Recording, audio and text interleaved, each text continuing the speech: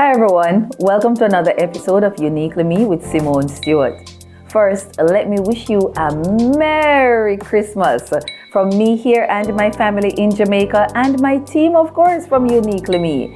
I trust that it is an awesome time for you. You are taking time out to spend time with family and friends. I know COVID is still happening, but of course, let's find a way in there to throw some love in. So from me here and the gang here in Jamaica, mwah, Merry Christmas. All right, so guys, it has been a fabulous year. What can I say? Lots of things happened in 2021 for Uniquely Me. The first thing that happened, guys, is that you made it happen. We went viral. Yes, we went viral. And right here, let me just say thanks to those who picked up the channel, those who stumbled upon it, those who commented, subscribed, all the things that you did, the love you showed me, the feedback you gave me. It has made us who we have become today and planning for bigger and better in 2022. But I thought that for Christmas, what gift could I give you? And I thought I'd give you the best of Uniquely Me. I asked you guys to share with us what were some of your exciting episodes, and so you responded, and we are about to showcase those episodes that made a difference to you. How important is a new year or a new beginning with reference to spiritual endeavors? Does it need to be connected to something spiritual? How do you prepare for a new year in the midst of a pandemic? Guys, join me December 26, 2021 at 5 p.m. on our YouTube channel with guests such as Tanisha Shaw, Heather White Davis, and Dr. Charlotte Ashman. I tell you, it is going to be lit. My co-host is going to be Latoya Smith, and if you know her well, you know we are a good pair when it comes to hosting various programs. So guys, mark your calendars and make sure you are there for Transformational Chat. See you then. So there you have it, the journal line of Uniquely Me, or should I say GDP Publishing. As you know, guys, they're multifaceted. There's the God's Daily portion, Uniquely Me, and of course there's GDP Publishing. Let me know, of course, guys, have you gotten any of these journals? How have you been finding them? Are they helpful to you? Have you been able to schedule yourself, your day or your year? 2022 is upon us, and so you don't want to get caught without having your planner on hand. So that's it for me, guys. Uniquely Me is uniquely you. Balancing the different hats of life, achieving all your goals in the name of Christ. Uniquely Me is uniquely you. You can do anything. With the S on your chest, you can do all things through Christ who gives you strength. You are a winner and you're an overcomer. You can be all things to Christ who gives you strength. Yeah, you are a fighter. You're so determined. Uniquely Me. Here we showcase the stories of women who've been through trauma and struggles, yet they have overcome and they are thriving. Guys, we looked at women in the field, right? Remember when we went to Cabra Farms? Well, just in case you missed it, we are going to show you a little of me talking with their goat, the owner. She called them her babies. And just for you to see how they milk the goat, yes, you will see that. And what should I say? Me trying to milk the goat, as well as you might have seen a little clipping of me trying to feed one with a nipple bottle. Guys, that was just too much. But here is what took place when we went to Capra Farms. So we're about to go walk, and we're going to get to meet all the different children. They're no longer goats, guys. They're children. They're children. Absolutely. All right. So let's go. All right, let's go. Okay.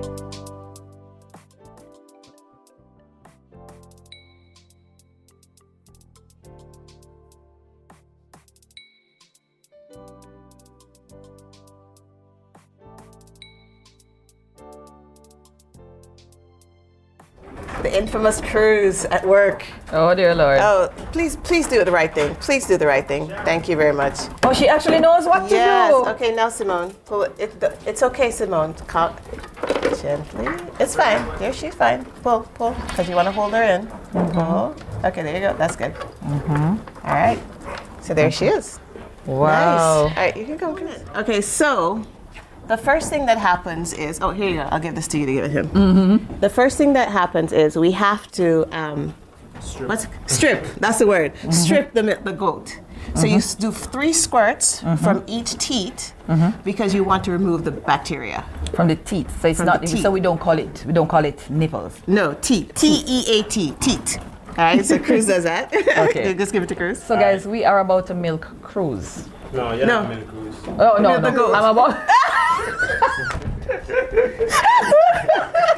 Well, what am I going to be doing when I editing this? You're giving the cup to Cruz so he can strip the goat. Oh, guys, you need to see. Oh, this is Cruz. Yeah, we'll show Cruz. Sorry, Cruz. We're not milking Cruz. Cruz is famous. You're not milking Cruz. Okay. So who is this again? Oh, this goat doesn't really have a name. We didn't name her today. But I'll show you some others with names. She doesn't Okay. really have a name. All right. Ready?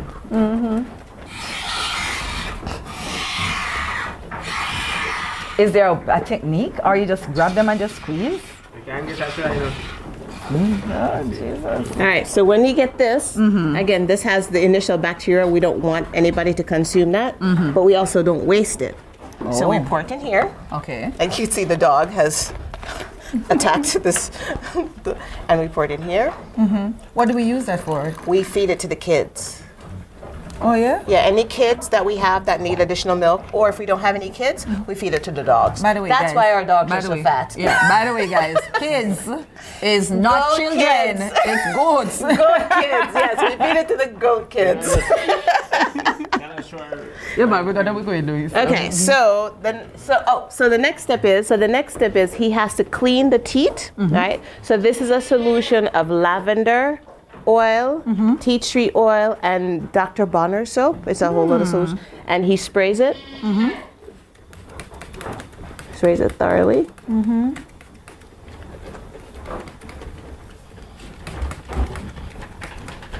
And then wipes it down.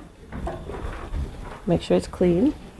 This is awesome. Wow.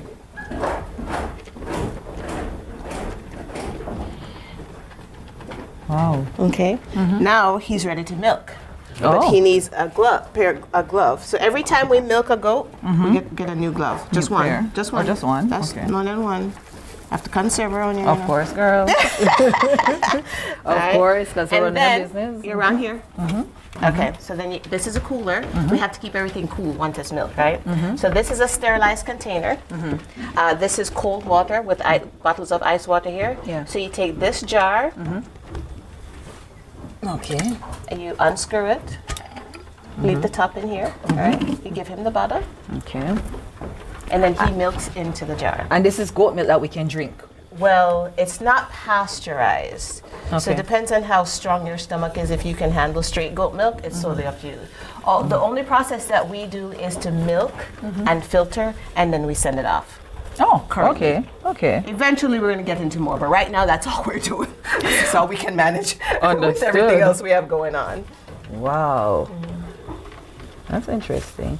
I notice it's not much effort though. No, it's just if you know what you're doing. Yeah. Yeah, I don't know what I'm doing. I'll be So- honest. so and see, the it's- goat eats. Right, while and I we're noticed milking. that most of the feed is practically finished. Yes, we can give her more. I mean, there's no set amount. But can I tell you something, Trudy? It's amazing. So when you're breastfeeding an actual baby, it is said that you ought to eat and drink while you're breastfeeding. Yes. And so I realized that do the basically that's what same. you're doing. We do the same. Because, it produces more milk. Yes, and the same thing for goats. If they're not fed correctly and they don't drink enough water, your milk volumes drop. Oh, okay. Yeah, so it's the same thing with goats. So you feed them, make them comfortable. They eat while you're milking them, and because you can't keep taking, you got to give back. All right. So here's your bottle. Wow. Oh my God, look at it. And it's warm. It's warm. All right, so now you open back this. All right, I'll help you with the cup. To open your red container, and you pour it in there. Wow. And you give him back cover that back. Yep, very good. I'll finish this one. Give him back. Finish this one? Yeah, he has more. Give him the bottle. No, I said this one finished. You finished? Okay. All right. So then you just put the top back on. And you put the bottle in here Put and it back so you keep everything cold and secure. All right? Awesome. And then we actually spray them with iodine to close the teat because they go to pasture. If they were staying in the house, we wouldn't, or if there was a kid on them, we wouldn't have to. But because you're going into pasture, you want to close up the teat so no bacteria or dirt or germs goes in it. Oh, I'm blocking the camera. Awesome. Well, we're getting the volume. But this is good, Trudy. I mean, I had no idea so much things takes place with the whole matter of... Okay, now you can pull the chain. Open it up. And she goes right back. Let me see this one now. Oh, this needs some. The feed is empty. It's empty. Yeah, I'll get her somewhere. You can close it. Oh, There you go. close it while our head up. Yeah. Close it. She's like, hurry up.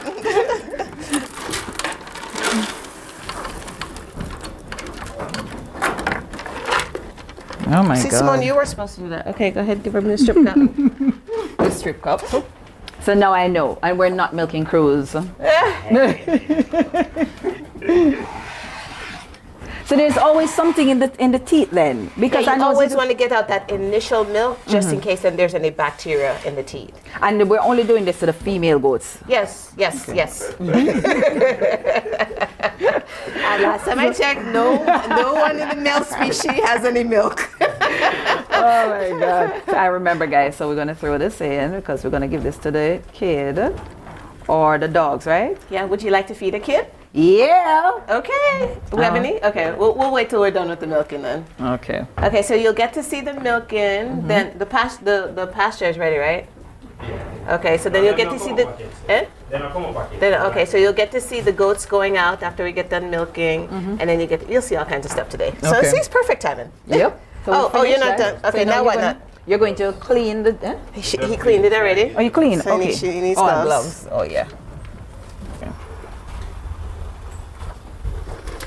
The goats are not bothered, they Out know. private. Out. So remember we started the farm. The whole goal of the farm was for milk and for milking. And we kept waiting because we don't really have the breeds that are known for milking are mainly like Nubian and Saanen. That's what we have mostly of in Jamaica, right? Mainly Nubian, even more so than Saanen. So we kept waiting to have wow, this is a lot. to have all these Nubian goats. So because we're going into milking, we want all these Nubian goats. Well, we weren't getting all these Nubian goats. And so a friend of ours said, "Why are you waiting? Milk what you have." Are you done? He has more with that one. Oh. Yeah. A friend of ours said, "Why are you waiting? Milk what you have. Yeah. Start the industry." And that's what we did. We started with our normal, regular, native, graded goats, and we have been milking since March. Awesome. Just got to start. Yep. Start with what you have. Start with what you Work have. with what you have. Yeah. So it's Awesome. gone really well for us.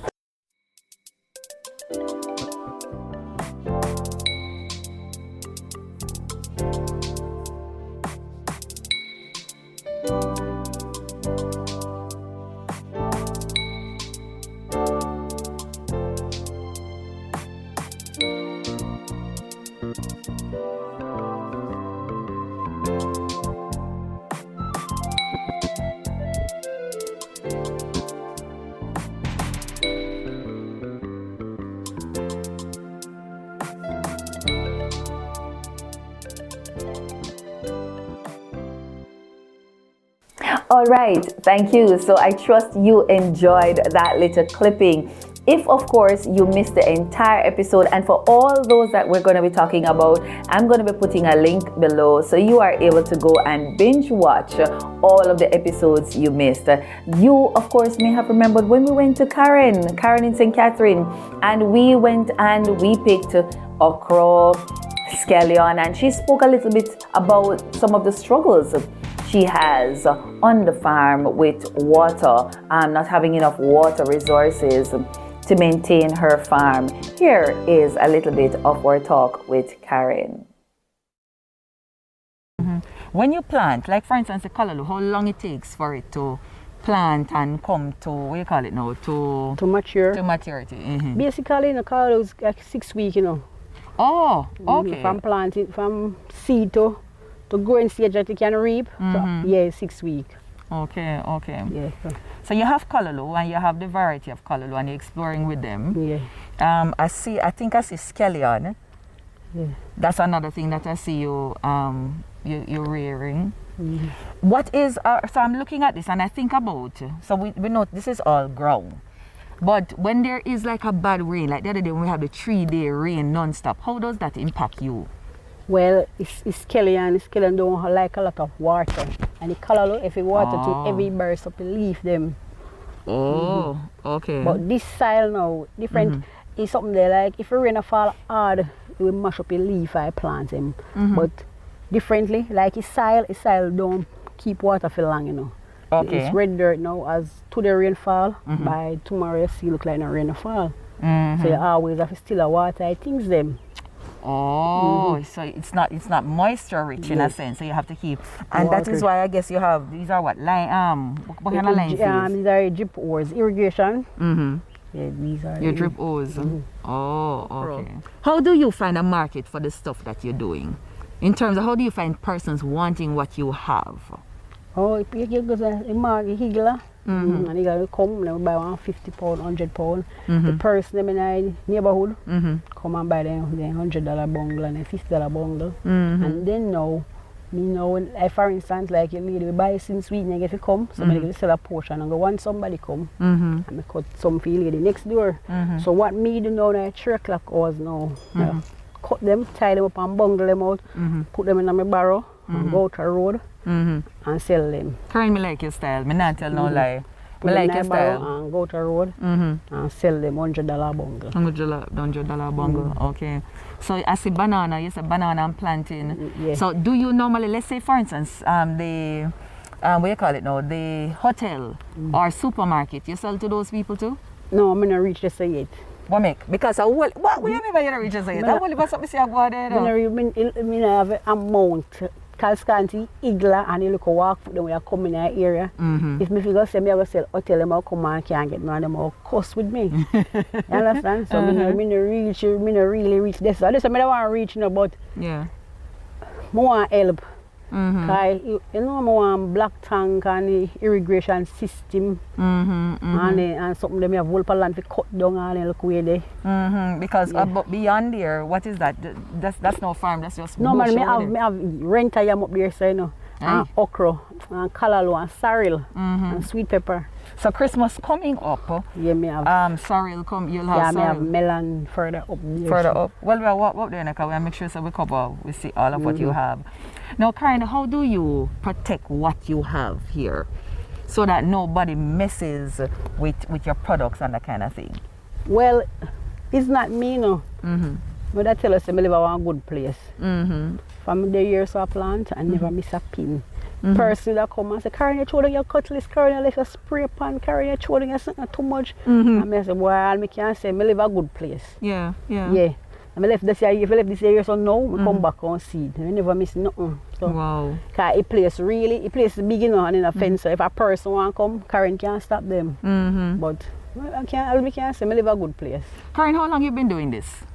I say roughly about 12 years now. Wow. 12 years. Yeah, I put here. All right.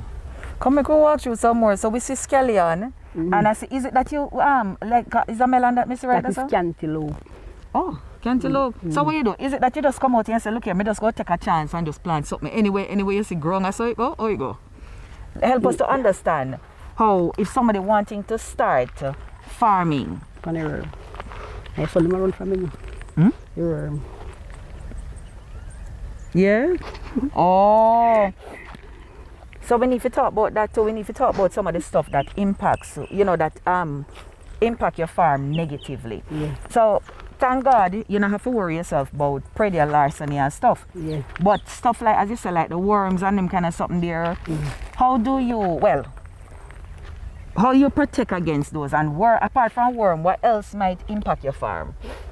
Sometimes you have fungus, like you call them that start discolored. You have to chop them down. Okay, you can plant, yeah, so. And the whole of it, you can just them have some brown leaf and some back of them will look coarse and you have to cut them down, you understand? And dash with those? And dash with those some of the time fungus. You can plant one new piece of color and fungus just come in from here, you have to dash with them and start again. But the biggest challenge right here, so, as insect is a worm them. Yeah. Like all this month now, when them come in the season, you know. Okay. I feed them time now. Yeah. What is it that causes them to come into season? Me don't really know it, but from my plant, me realize it's when September it rain. Yeah. When the rain come in, at that time they see them come in rain time. You see a little more worm? Yeah. Whoa. Rain time. Okay. So there is something else I want to ask because I kind of watching some farm videos and I realize that they don't pull up everything sometime when they plant. No. Meaning, so you plant in, so how do you continue to make sure there's continuity of the business? So let's say, for instance, the wall over there, so beer. If you pull it up, how would I put it now? You need to ensure so you have stuff. So this month you have stuff, next month you have stuff. How do you ensure the continuity? All right, first with the scallion. The scallion coming bungles, right? Right. Each time you got to pull the scallion, you pull and you leave back it. Oh, you don't pull so up everything? No, you pull. So you come here, so now you pull out this. So you left back one. So you pull out this now, when you pull out this one now, you left back that. So when that bust up on next sucker again, you pull it again. Oh, okay. Oh. So you don't take up everything at the same time. All right. So Karen, along here, so Mrs. something. Oh, what is? A melon. Oh, but Mrs. different, including this? Sweet pepper. Oh, so is it that you are, well, does products grow better when they are combined? So for instance, because I notice you have in the middle like a callaloo, you have sweet pepper, you have banana and thing. Is it better to have a mixture? Why not separate them per se? All right. Reason being why not separate them? Yeah. The water. We have a water challenge. So for instance, now I have callaloo here, so.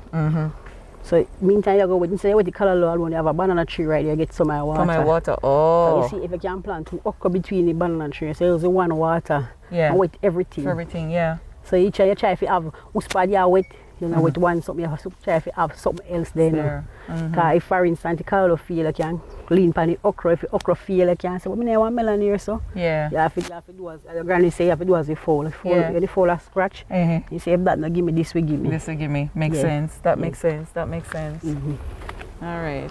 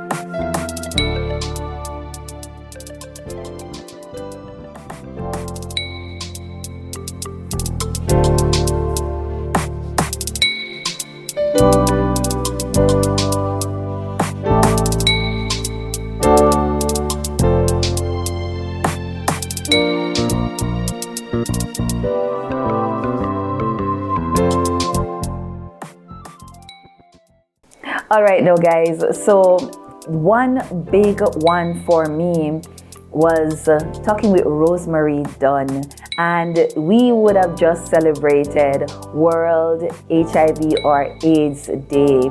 And so this one is special to me because for 23 years, Rosemary lived with the secret that she was HIV positive. But it wasn't just that. I think it's what she had to endure, the shame, the stigma. Do you remember what she said about being put out of her home? But also, do you remember her saying that no one sees HIV and goes and takes it up? And of course, it's not a death sentence. But let's hear what Rosemary had to say about her being infected with HIV. Tell persons who are you, where you come from, where this pretty hot girl come from. I'm from Montego Bay. Yes. I'm a fashionista, as you can see. Anybody knows me? Yes. I love to put myself together. Yes. I love life. Yes. I love life. Awesome. But there was a time when you didn't love life. Yes. There was a time when I thought to give up. Yeah. Didn't worth living. Yeah. I even questioned God. I said, God, why are you keeping me? I have no purpose. Nobody loves me. Nobody wants to see me. Yeah. No taxi would carry me. Yeah. Nobody wanted to speak to me. Yeah. I was alone. I was in a valley. Yeah. I had a valley experience. Right. I was so low that I said, I didn't take a shower for a while. I said, God, kill me, Because I thought I was so prominent in Montego Bay that I didn't want anybody to really look down on me that much and to say, because the amount of things that they were saying had me want to die. Yes. So is it that persons knew what happened? And if they knew, how did they know? They knew because, let me tell you, you dare not trust your own. Yeah. If we live by the Bible, we cannot wrong. And so the arms of flesh will fail us. And too many times we see failure in our lives and it's because of flesh. Okay? Right. But when you trust God, all things are possible. It was my friend. I learned about that incident from my own privacy. But my friend, I whispered it to her. And she started talking about it. And let me tell you, Simone, I want to run, but I didn't have the body, the feeling. I was so weak. I was so down. I was in that valley, that desolation. I can't explain it. I was so low. Because and I'm talking about being diagnosed with HIV for 22 years now. Yes. And the things that I went through. It has to be God why I'm here today. I want you to share with us some of those things that you went through, Rosemary, because let me tell you, we hear about it and we know that there are a number of persons living with it here in Jamaica, but I don't think persons have taken the time to talk with persons, to understand, because what we tend to do is shame and discrimination and stigma. And so even though so often we're told that you can't catch it from touching, you can't, people still, standoffish and the whole works, but you are going to give us a front row seat to understand what we are talking about from your experience. So let's take it back to the day when you got, well, as a matter of fact, what happened? What made you go do a test? I wanted to leave the island. I was working at Sea Castles at the time, and they were recruiting people to go overseas. So yes, I take up that opportunity. Who wouldn't want to go traveling? But then I got a call from Kingston that they found something with my blood. I said, what could have happened now? I didn't even look anywhere, just thinking what could have happened. Anyway, I drove into Kingston and they pulled out a drawer and they said, right there, everything you see there, you're in it. I said, excuse me. And it was a drawer full of passports. And that, God bless that gentleman, he started rubbing my shoulder and he said, you are so pretty. You have a spirit that I felt it from your came in, but you're diagnosed with it.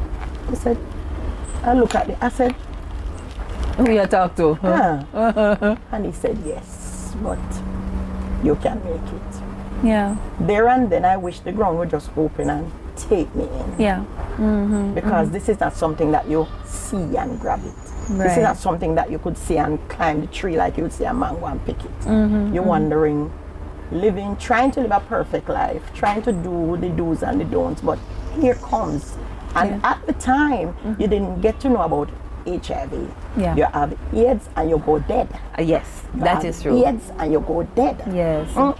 So me having AIDS now, me go dead. Tomorrow me go dead. Yeah. Me go dead tomorrow. So you say you hear the news dead. tomorrow you're dead. Me go dead tomorrow. So here am I, wanted to die. Yeah. Wanted to die. Yeah. And I came home, and you see, your body can feed upon itself when you let it to. Yes. When you allow it to. Yes. Because here am I, everything go wrong now. AY. Yeah. Me go dead. So me no want no food to eat. Me no bed. Me no do nothing. Because I'm ready to die. Yeah. Yeah. All right. And I was there in a rented house, and I was lying there. Yes. When your body start feed upon itself, you go feel teeth ache all when you don't have no teeth. And I started getting sick. When I said sick, my body within 2 weeks full of leprosy. Oh my God. I was covered with sore all over. See how I'm pretty now? Yeah. Yeah. Yeah. Blood of Jesus. I was covered with leprosy. Everything going down. Yeah. I have my son then, he was young, going to school. But I remember that one night I was so sick that I had was to take the alcohol bottle and fling on my son. And I needed help. Yeah. I needed help, but my son was so young. Right. And I remember my son went to school, but he did not came home that evening. He went straight to my mother. Yeah. And to tell my mother that I am sick, because I did not tell my mother. So you not tell at the time. nobody? No, at that nobody. point? That was me and my son. And I was so happy, and my mother come, what's wrong? And I said it, but before that I told my friends, so everybody know except my mother and my people. Oh my God. friend make it mirror. Yes. Yeah. God bless her. Yeah. Yeah. You know, and my mother came and my grandmother came and everything, and at the rented place the gentleman said, come now. Here's here, you say you can't stand in there, no. Yeah. Yeah. So everything started go down the drain. Wrong. He puts me out. I had was to move out. Right. Weak am I, dying. Yeah. I had was to lift up the TV. I don't know how I took the things from the house, but I took them out and I slept outside that parent night. I slept outside. On my television I was sitting. Yeah. Because me have AIDS and me go dead. So outside, and I remember vividly the morning my mom came back and I had some money and she said to me, you want to come home? You need to come home. I said, I don't think so. Yeah. Because I want to be alone. I was in my valley, Yeah. you know? Yeah. And she said, I had a piece of land. You need, and I said, yes. Yes. I do not know why I choose it. Although I wanted to die, I said, give me the land. But then, you see, purpose Yes. cannot die. Ah, when you come don't on. know your worth, you Yes. will want to die. Yes. Yes. But now I love life as if I wish I had 2 lives. Yes. Yes. You understand me? Yeah. And I gave my mother the money and she built that house. Where she built the house, I didn't even know. When I moved there, I passed the house. Somebody said, it was there. And it was a quiet little place, and Yes. I was there. Yeah. But it began again when I go there. When I went to that place, it's the first I've been to courthouse. Yeah. Somebody said me go buy them and give them AIDS, and then came Oh, to dear court. Jesus of Let me mercy. tell you, I've been through a whole lot. Yeah. I've been there. Yeah. And I went to court and I stand up and I don't understand court. Like they say, sue her for her mouth because she said me have AIDS. So me say, the person say, how you know she have AIDS? Because it doesn't have a face. Yeah. They tell the kids don't pass my gate because they're gonna catch AIDS. Yeah. Yes, a whole lot of things. I've been through it. AIDS. It wasn't like they tell you that you will have HIV and you can go from she have AIDS. They said that woman up there so she have AIDS. Don't walk up there. Yeah. Don't walk past my house. Yeah. Yeah. Don't. When I do things, they would just laugh at me. They try to fight. They try to beat me out of the community if I wasn't strong. So let me ask you, what had happened with work at this point? For starters, did you lose a job or what? Well, I had was to leave my job because I was that sick. I didn't even remember about job at the time. Right. Because I was so sick, taken up with HIV. Yeah. Wanted to die. Wanted to adapt to this new life. Yeah. So I don't even remember what really happened. How was your son? How did your son deal with this? Because at that time, so many people with so once things get out, Yes. they would begin to stigmatize him as Yes, well. He had at one point I had was to grab a young girl Yes. and say, maybe kill you when you pick me. I will kill you. I will literally trouble me, but don't trouble my son. Yeah. He didn't ask for this for Yeah. me. And believe me, as the time goes by, believe me, I don't know how to say, but it must have been God. Yeah. God have that purpose for my life. I know that I would be just bouncing back like this. Yeah. So he protected my child. Awesome. I thought God protect him for me until this day. I'm happy you shared that, because again, we lack education. Yes. And I'm wondering, I'm really wondering, Lord, what you're doing, because a lot of these, I want to use my platform to educate people about the various things that we have become. One, we have discrimination, stigma, and we stand off from without the knowledge of it. How do persons, what do you say to persons now who are looking on, who are watching, and saying, yeah, really? What do you say to those persons? Go seek help. We have a lot of help places. Jane Plus is one of our help centers that really help people. Jane Plus. You can reach out to even people in the hospitals now. You know, they put to really educate you about HIV. Yeah. And you can live. You Yeah. will live if you want to live. But Yes. you have to want to live. So nobody, they will give you the medication and you'll put it aside. No, you have to take it. Take it as how they give you to take. Yes. Take care of you. Yes. Eat well, get your rest. Yes. You might be, not that you can't drink, but drinking the rum and the boom and smoking and all of that, that's not good for your body. It's not good for nobody. Yes. So it's just like putting water in a gas tank. If your car is supposed to use gas, but you use water, that's not good for it. Yeah. So things that you put into your body, Yes. that really ruin and fight, and it want to fight against what is already there. Yes. So it's going to break down your system. You have okay. to treat yourself well. Yeah. Treat yourself well, Yeah. and you will get over, because HIV is not a death sentence. It's not. Yeah. Many people that pass HIV didn't kill them. Yeah. It's other things that they catch pneumonia, they go out in the rain, they smoke, they have short of breath, they catch other things. Yeah. That's it. Yeah. Yeah. Thank you for watching. All right, guys, let's talk a little bit now about one of the things that we see plaguing a lot of our women, and it started out when they were children: molestation. Yeah, rape and molestation. Guys, I don't know about you, but every time I've had to talk with a woman who's been through such an ordeal, it moves my heart. So Sayana McLeish came and she shared with us being molested by her brother. And then she spoke about her mom not necessarily believing her, but it didn't stop there.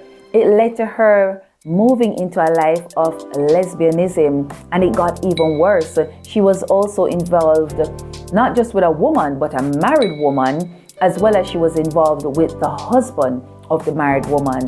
Here is a little clipping of Sayana's story. So Sayana, when you reached out to me, you wanted to share your story. You saw one of our episodes with, I think it was Sheena Hansen. Yes. And so you could identify, what was it about that episode that drew you and made you wanted to share your story? Well, I will say this. A friend of mine sent it to me and I was watching it and I saw myself sitting there, even though it was another person, but I saw myself being in that same seat, sharing the same experience. And I know with my issue, I would say my darkness I've gone through, my trauma, there's somebody out there with the same experience. What's ending for me, it's the beginning for someone else's trauma. So I feel like for some things to start, some has to end. Yeah. And so when I watched the interview, I said it would be good to just share my story, not to be held back and bounded by, the enemy, wants to keep me bound and silent. So I said, it's good that someone else was able to get out of their shell and to testify and to give God all the glory. Amen. Amen. So let's dig into your story. How did it begin? I would say I moved to the United States at age 12. Yeah. Before that, I was sexually abused by one of my brother, who was a year older than I. Yeah. And I came here when I was 12 years old, leaving my dad behind. There disheartening. I was distraught. You know, I was always sad. Yeah. I would look out the window every day just wishing to go back home. I did not like the States. Still don't. But I'm still grateful for the opportunity here. Yeah. And so we're on filing by my maternal grandmother. Yeah. And so my mom and my 4 siblings, my mom first came to the States, leaving behind her 4 children with with my dad. And so I came just months after. She came in November of that 27, and I would just come a year after, you know. And go ahead. Let's talk about the abuse. What happened after the abuse? Because that would have meant, how did that come out? Because it led to you being placed in foster care. How did that happen in terms of the whole foster care? Why? Yes. What happened? And I know there's something that took place. You know, when you share the story of what happened, your mom did not necessarily receive it well. Share with us that whole experience. Sure.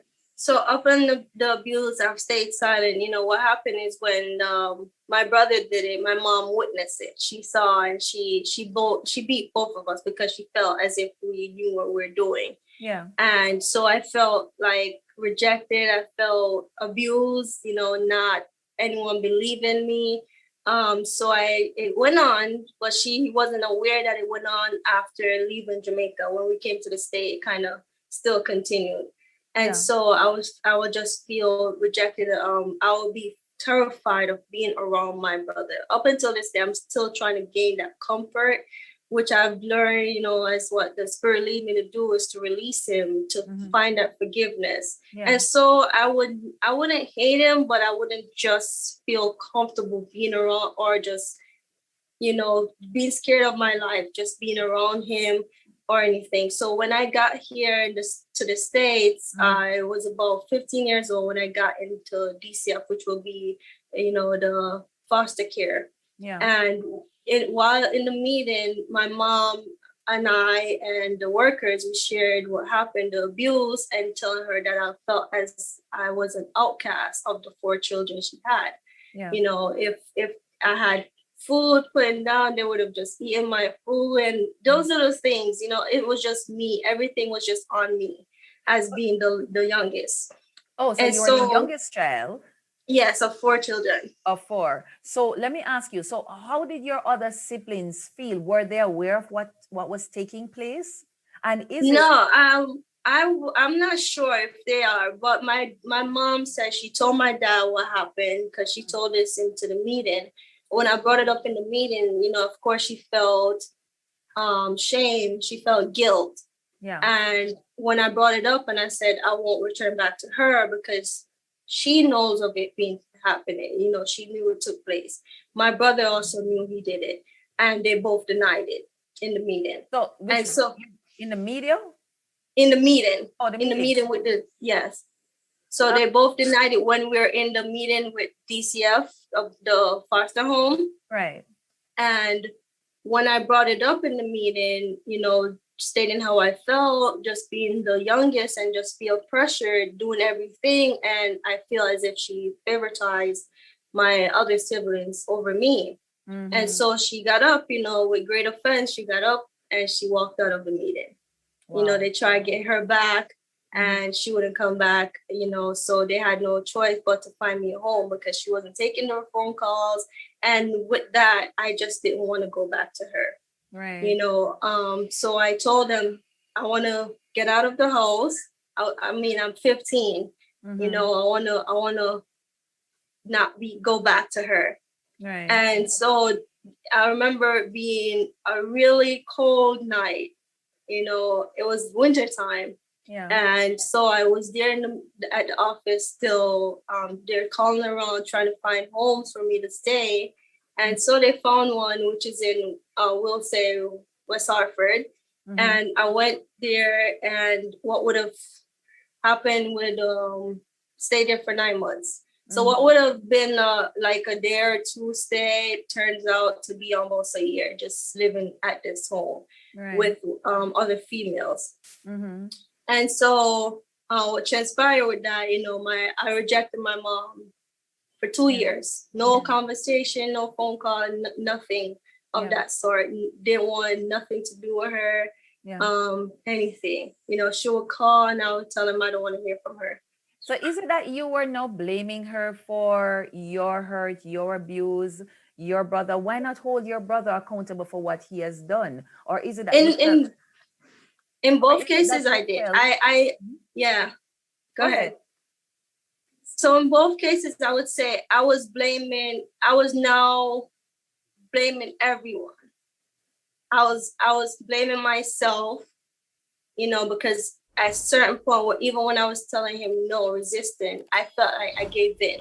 So that spirit of guilt covered me, and I thought I would never, ever talk about it. I share it to some close people, not everyone would know.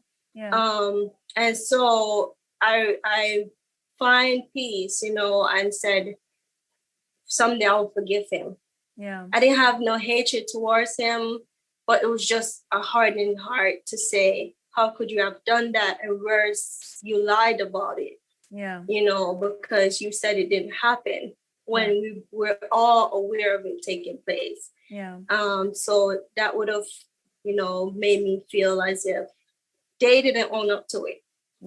So then it just leaves me again, all abused, all rejected of the scenario playing over my head. And I just said, how could she just deny it?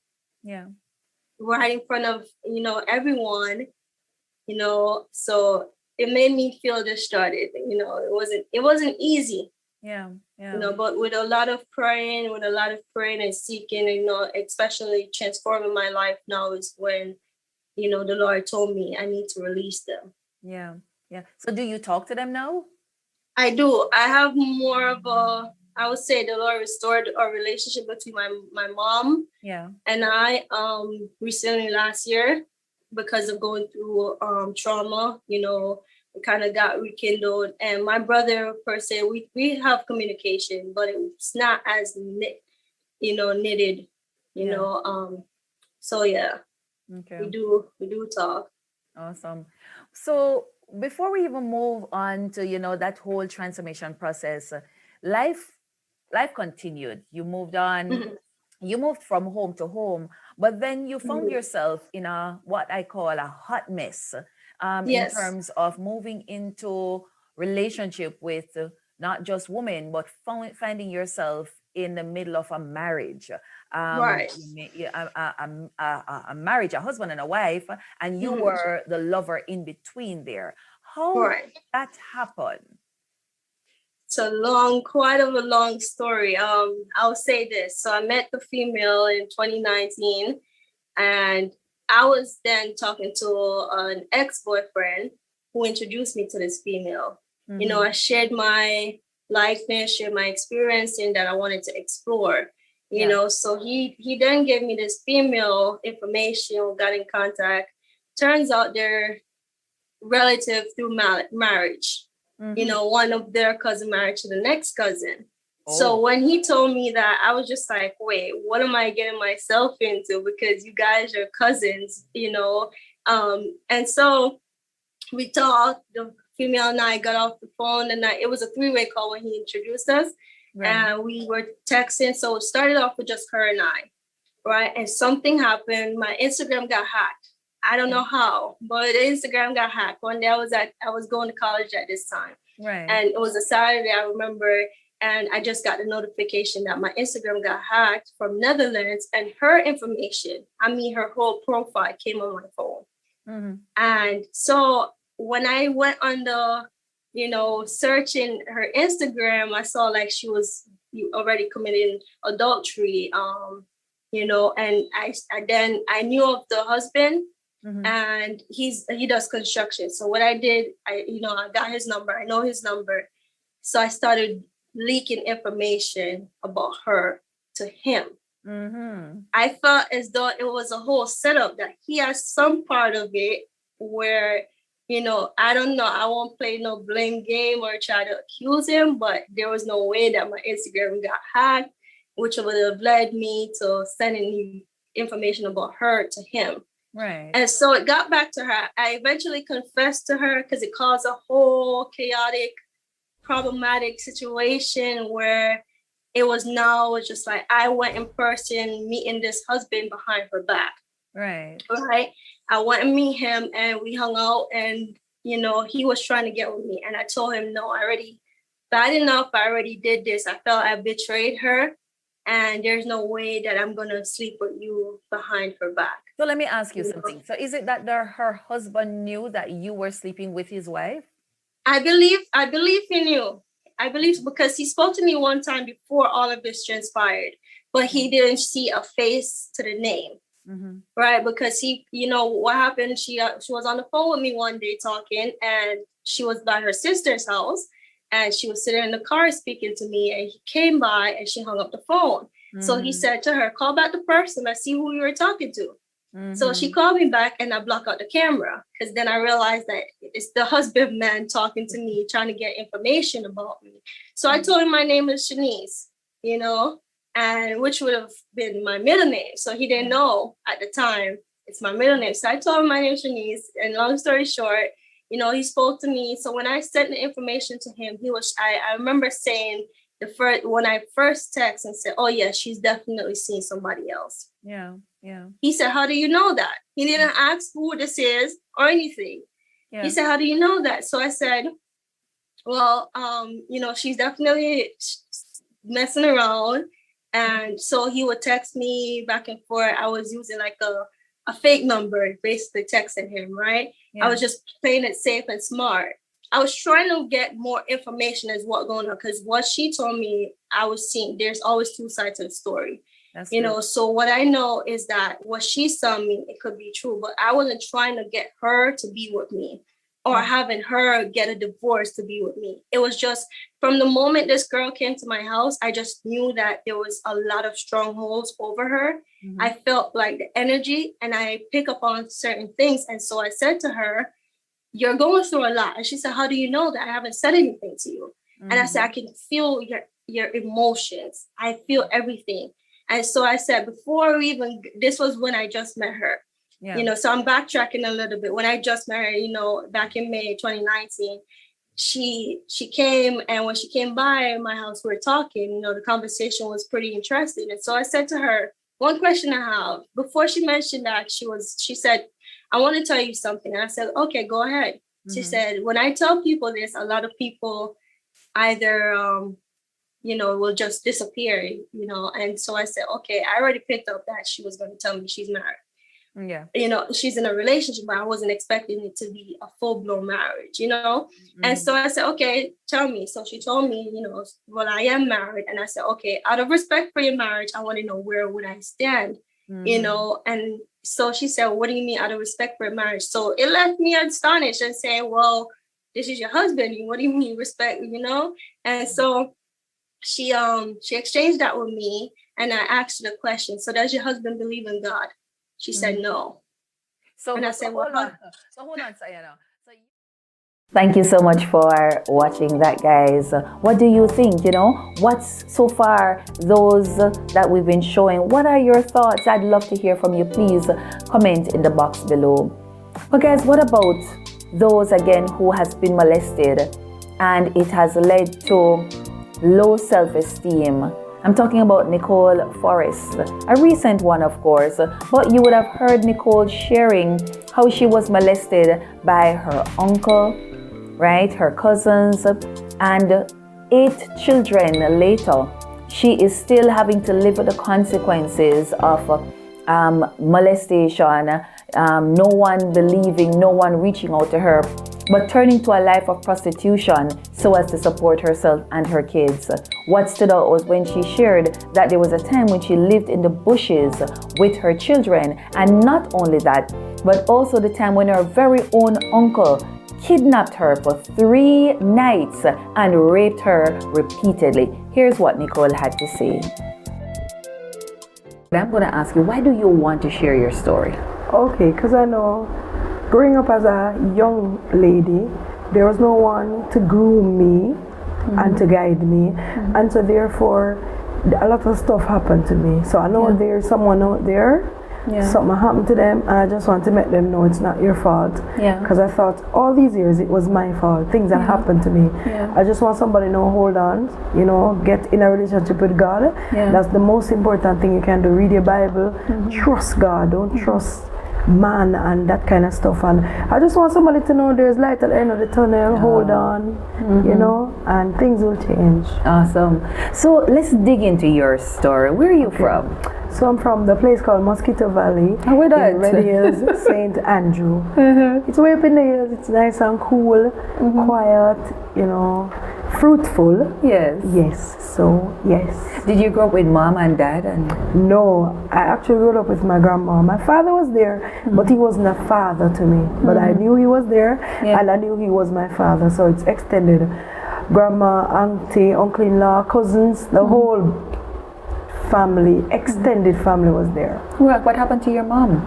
So my mother, she took me away, I guess when I was about 3 years old, and then my grandmother decided to go for me because how she was a rebel, smoke, drink, gamble. So my grandmother never wanted me growing like that. So my grandma went and got me from her and grew me. Yes, so basically that. So is it your grandmother? So it's your grandmother, it's not her mother, it's your it's father's? my father's mother that brought me up. Yes, Miss Perla Phillips. Wow, Yes. is she still alive? Yes, she is. She's currently in the hospital. She's not feeling well. Wow. So we're in prayer about her, but she's good. Awesome. So she took you in and she decided she was going to take care of you. Yes, from 6 days old actually. I never drank breast milk. 6 days old. I was sick. Yeah. She told me that all my intestine was out through my bottom. Wow. I couldn't wear diaper, panty. I was so sick. And children said, Mom, you know, go get 4 days with her or whatever. Yeah. And I was so surprised that my grandma was telling me this. I was about 18 when I learned this. Yeah. And so the closest that she and I have, it's even gotten closer. And she said, somebody dream her and said, give the baby scallion tea. And that's what she gave. And my intestine and everything just got better. So I don't really know the facts. I'm just saying what she told me. Wow. So I really thank God for her every day. So it almost seems as if from your born you have your struggle. Ever since I know myself, I've never had a comfortable life, never had a nice, decent life. It was always rough for me, even from a child. I can't remember, it wasn't smooth for me at all. So it led you to a state of nobody cares. So I live anyhow, do anything, and then the molestation got worse. Let's talk about that. You said it got worse, but let's talk about that. When did that all started and where did it start? The molestation? Yes. Okay, so the molestation for me started in the yard. I'm still living there now. So I know it's a struggle every day. By my uncle and a cousin of mine. So I think I was about 13, 14, because I was seeing my period at the time. And he would just come into my room and just molest me as a child. He would warn me, like if I would say anything. I was afraid of him. He was bigger than me. I was afraid of him, and so I never told anyone about it. 13, 14, 15 I think. About 15 it stopped. Like for 3 years. So, and then one of my other cousins molested me also. Wow. In that same. It's a family that there is love, but it's like love for their children. Like love for you and your children. It wasn't love like, and I honestly believe I told my grandma I should have done something about it, but I was young, naive, I was scared. You don't attack a child. A child is scared. I wasn't ready for that at all. You said he was big and muscular, so you weren't able, it's that you weren't able to fight back, or I never tried, honestly. But I knew as a child, I couldn't overpower him at all. So I was just scared. You said you're still living in the home with him. I still live in the yard. Or in the yard, I should say. So I see him every day, literally. I knew that he was the one who molested me. So it's hard for me. Have you ever confronted him? Up to this day, no. This is the most I've ever said about it. At all. And I think he knows. He must know what he did. And he just doesn't care. What about the cousin? He's not here anymore. Like, he lives somewhere else. But At one point, I think the cousin had apologized a small bit to say that he was sorry. How he was just talking in context of how we grew up rough, and he kind of said, you know, we do a lot of things we're never supposed to do when we're young, you know, and I'm sorry about that, you know. So in context, I think he meant that part also. So, but I do forgive them. I don't hold it against them anymore. But it was tragic for me, and it led me depression. Nobody knew I was depressed. Never wanted to brush my teeth. My grandma has a shop. All of us raised pigs, and we had a shop, so we had to sell in the shop. For me, being a young girl, wanting to go into the shops, I don't want boys talking to me, calling to me. I was really scared, and to know that what would happen this Friday night or this Saturday, because you see, my grandma was busy. She says sprat and bami, fried chicken, so we were in the shop. So I guess every chance my uncle got, when my grandma was outside in the kitchen, he would abuse me that way. When I look back. And if you screamed, nobody heard? Probably. My cousins would, because it was a jumbled family. Too much was going on. My grandmother couldn't keep up with what was happening, and I won't say clear of what would happen. Like I was saying, I don't want to get in trouble. Honestly, I was thinking that as a child. Nobody cares. Who am I going to tell? Because you know, as a child, you see how your family behave towards you. My grandma was the only one who truly, and my auntie Rosie, she died a couple years ago, who truly showed me embrace and loved. And I was saying, tell mom, maybe him beat me up. I was just scared about everything, so I never said anything. You know, I want to have a talk with somebody from Sissoko. And I'm putting it out there. I really want to have an interview with somebody from Sissoko. I think I'm going to actually reach out to Sissoko. And why do I want to do this, Nicole, is that I've heard this story too many times. And it's amazing how one would say, why didn't you run? Why didn't you scream? Why didn't you tell anybody about it? But what I think we're failing to understand is that the mind of a child is vulnerable and fragile. And so when you say to a child that if you talk, if you this, what may go do to you, and that kind of thing, and then they do certain things to demonstrate that, you know, I'm going to thump you down. So you're really afraid to speak out. But at the same time, I kind of want us to give a voice now to our children. Right? I was saying to somebody the other day that with COVID, the lockdowns that we've had, imagine how many and we saw it coming out. The statistics is now showing how many of our children have been abused since last year. The many lockdowns we had, how many children were abused from last year into this year. You know, and how it is messing with their self-esteem, their mindset, and that kind of thing. But you shared that, you know, it brought you to a place of depression. What else can you say when you look back now? You can say that, you know, that kind of life, what took place then, has impacted me. Okay, so low self-esteem for me. So you're becoming a teenager now, so it's like every man who called to you. You feel accepted. My father didn't play a role. I don't even have the relationship to say, Daddy, this is wrong, because I know he might blame me or don't care. You see these people. And so for me, my self-esteem was always pretty. I was always a nice girl, but I had low self-esteem. Like people don't understand. Like, why would you live a life like that? And I want to say this.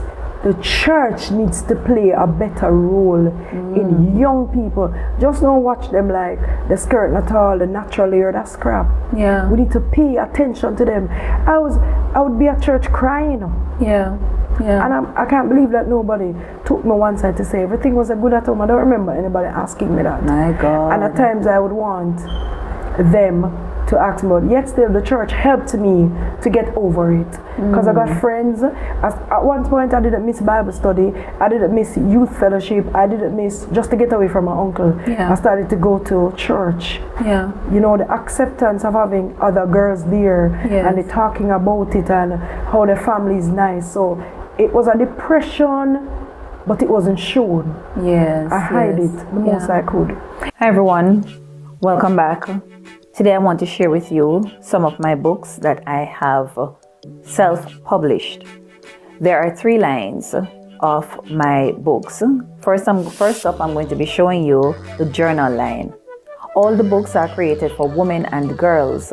The major theme is time management, providing a tool for helping to manage time. So first up, we have the Rejoice, a DIY journal for inspired women of intent. So women who, like myself, have a lot of ideas and you really want to get it out there. Well, first and foremost, you want to get it on paper. So let me just show you a little bit on the inside of the DIY journal. As you can see, it gives you a little space for if you are giving it as a gift to be able to write up to and from. Then it tells you what it's about, a little introduction, and then it goes into the journal pages. Randomly, you will find scripture passages or you will find motivational quotes inside the Rejoice journal. And just to make it even more attractive, we have the woman, a picture of the woman to marking each page. So that's what you have. It's just lines and lines, guys, on both sides that you are able. And like I said, you'll find quotes.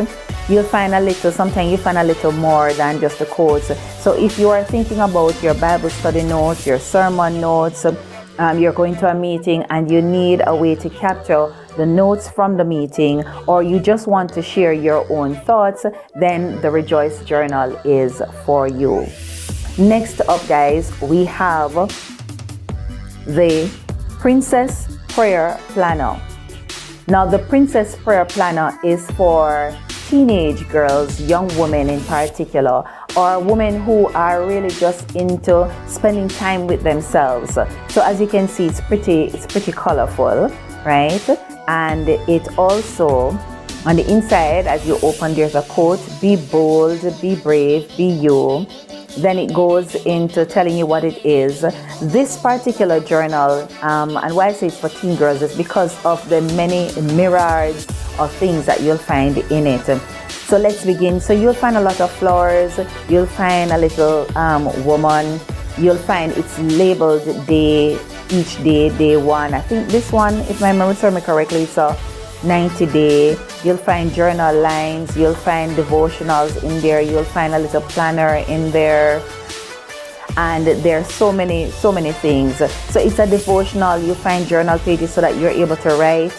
You'll find, again, like I said, there's a planner. I want to go some more around to the back, where you'll find other things in there. You'll find a space for stuff that you're grateful for that you can write in it. You'll find little quotes as well. Some of my own little quotes that have guided me along the way.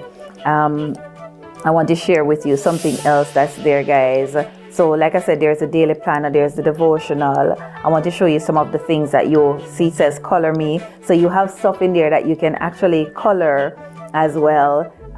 Space that you can dream, grateful for. And I changed the planners up, guys. There are different planners in there. Same thing for the great gratitude pages as well. There are different ones all over in there, and so you are allowed to see some of the other things that you can color. So if you're looking for a vision board or something to that effect, then this planner is for you. Or if you are looking for a way to teach your teenage daughter how to begin to record and write her vision, then the Princess Prayer Planner is for her. Next up, guys, is my biggie, the Uniquely Me Planner. Yes, so you would have seen me talking about the Uniquely Me Planner. This is for my more mature women, executive women, busy moms. You are looking for something that you can definitely take to the boardroom with you, or you just really want to represent. Then, as you can see, I have a woman, I should say, all represented here on the cover. So it's a Uniquely Me Planner for the woman who wants to create balance in her busy schedule.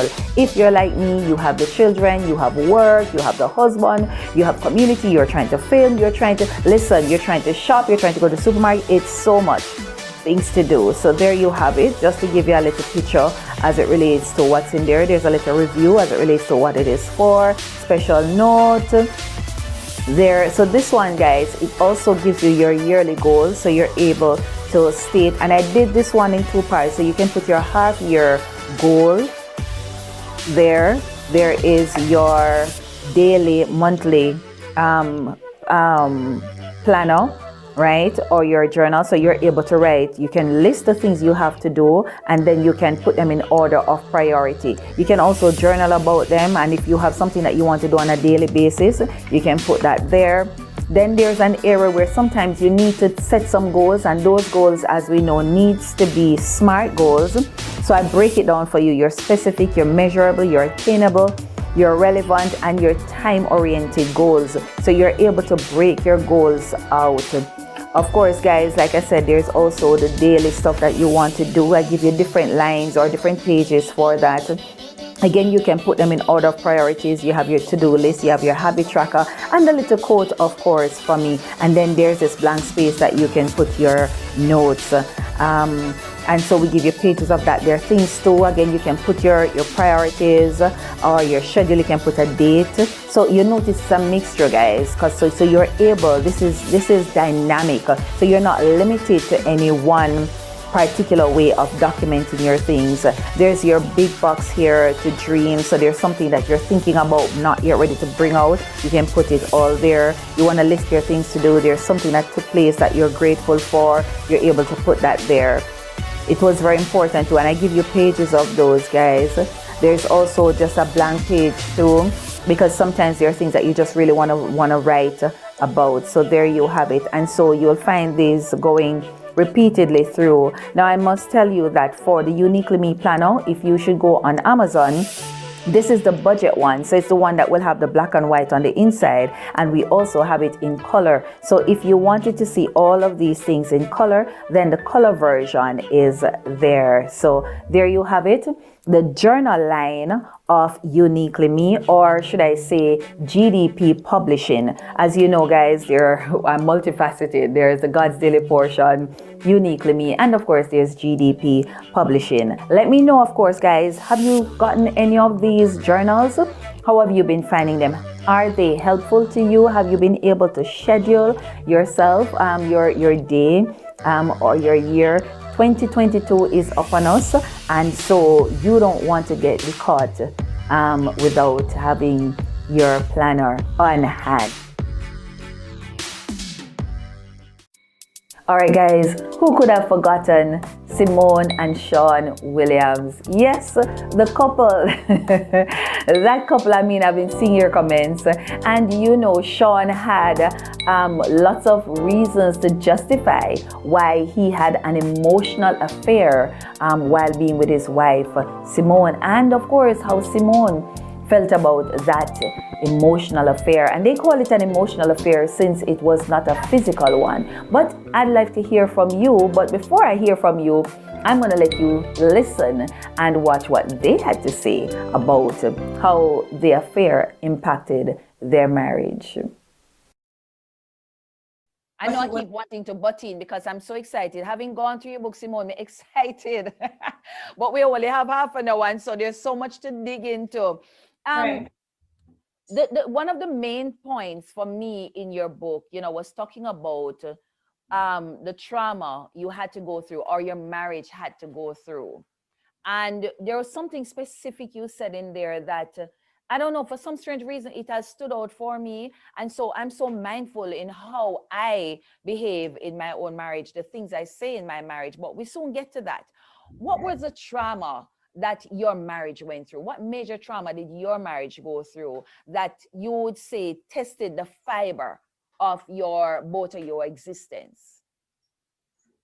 Well, we went through a lot of struggles throughout the book, but the major one was what hit me and what floored me really, and where I thought this is it, the marriage is over, was one of the emotional affair. Yeah. What's an emotional affair, Simone? What's an emotional affair? To do with someone, the spouse, to communicate more deeply with someone else who is not their wife or who is not the husband. Mm-hmm. It was done on a frequent basis. The person basically become close emotionally to the other person in the sense where they share their problems, they share what is it their goals are, what is it that they want to achieve. But they also, it's a sense of connection that they made with each other that shouldn't have been, instead should have been with the spouse that they're with. But it was carried outside and shared with somebody else, where I think that it shouldn't have been so, because that sort of connection should really have been with you. Should have been with me, instead of going to this person and getting so connected with this person. In a sense where, as if my business then was out there telling this person about my business, and she was being protected at the time when it was going on, and the secrecy of it. That is what damaged me, in a sense. It really hurt me in a sense where my body was reading. I didn't know that the mind reads emotional pain just the same way as it reads physical pain. Because at one point I felt as if I was having an heart attack. Wow. But it was a panic attack. Wow. That I was having so much that when I would go out, even to the supermarket, just standing there, anywhere I go, this is just in my face, day and night. I felt as if I wasn't breathing. Yeah. I wasn't in the moment. I wasn't living. A part of me died. Let me ask Sean, and Sean, I hope you don't feel any way. Well, you're sitting beside your wife and I see you looking lovingly at her. But Sean, defend yourself if there's such a thing.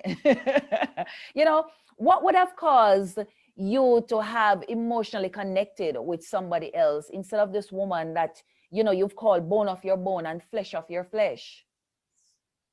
Well, it's hard to defend myself. As the Bible says, the Lord judgeth between me and thee. And he says that he has all power.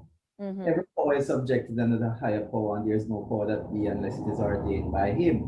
Yeah. And all things work together for good to them that love God, to them work all according to his purpose. And a lot of times that we go through testing times and trying times, we want to credit the devil and say it is him. But when Job went through his time of testing, it had nothing to do with the enemy. Yeah. You know, Lord was the one who called the devil. The sons of the morning came before God, and the devil was present. And God was the one who said to Lucifer, hey, come here. You know Job? Yeah. Of course I know Job. And you know the story with Job, and you know Job was tested and tried because God had confidence in him, because God had all the pleasure of knowing what Job can and cannot do, and we are tested to the limit that God knows. We don't even know the limit that we can be tested to at times. And when this happened, it was very real. It wasn't artificial. It was very real. This is the first time in my life that I had seen another woman in the way that I saw my wife. Yeah. And it was compounded by a lot of trials that we're going through physically, financially, emotionally. Yeah. And it was created, I think genuinely, it was created by the Lord. As Simone wrote in her book, the very thing that she thought that would have destroyed her marriage is the very thing that saved it.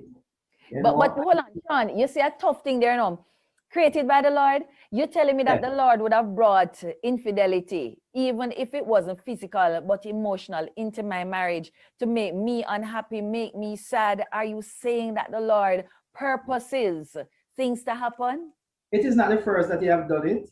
David was to be at battle and he went up on his roof and he saw Bathsheba, who is a married woman, and sent called Bathsheba to come over. Then he lied with Bathsheba and got a child, sent for Uriah, so that Joab could send him home, and wanted to throw a jacket, as Jamaicans would say, onto Uriah. But Uriah didn't have it because Uriah didn't go home. When David sent him home, he went down to the stables, the barns, and slept with the other soldiers. He said he can't go home and be comfortable and enjoy his wife while the men is out for battle. And when David saw that, David wrote his death warrant and gave it to him, Uriah. And when he brought it to Joab, the letter read that Joab should put him on the front of the hottest battle. And when the enemies pursue, pull back your men and allow Uriah to die. Yeah. So after that, remember the child that Bathsheba had? The Lord told him, weep no more. You know, this child is conceived under sin and couldn't get any glory, you know. But don't worry. Yeah. Put it to rest. And who came out of that relationship? Solomon came out of the union with Bathsheba and David, which was the greatest king after David that never see battle. Right, right. This is not the first that he has done it. So Sean, that's true. But how did you react when you recognized that this thing was now affecting Simone? When it came to light and you realized how much it's affecting Simone, and as Simone said, I don't know if you knew about, you know, what was happening to her in the physical, that kind of thing. How did you react?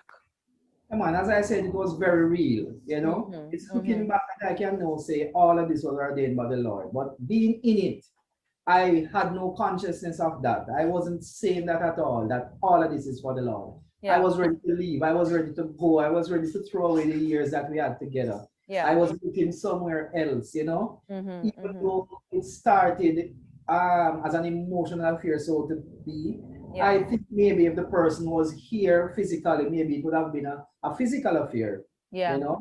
But how the Lord had ordained it, he had put the situation so distant apart from us that he had guarded it. Same thing with Job. He put a fence around Job so that the enemy could only touch aspects of his life and not his life itself. So the Lord had put a hedge around the relationship, so to speak, so that, you know, there are certain aspects that can be touched and certain that cannot be touched at all. So the life in itself of the relationship could not be touched. And what made me make an about turn was when I saw Simone in a physical state, not an emotional, because all the emotional state was going through and I was callous to it. But seeing her in that physical state of putting even a belt around her neck to say that she wants to end her life, you know, she can't breathe anymore. And then that physical state that she was in made something in me clicked, you know, something snapped. And that was when I was brought back to what it is that I had, you know, and who it is that God gave me, and what it is that I will be throwing away. And, you know, it's like a shake up, you know, wake up, come on, wake up, what you're doing. It's like the Lord had to give me 2 slaps on each side of the cheek and say, snap out of it. This is, you know, this is the reality now. Wake up. I'm trying to get your attention. So what is happening? So that was when I made that about turn and said, no, I can't allow this woman to which I had fell in love with so long. I thought love was dead, but no, it can't be dead if this is the way I feel about her. It's not just a human love to say, boy, there's another human there who's suffering, but this is the bone of my bone and the flesh of my flesh going through an excruciating pain.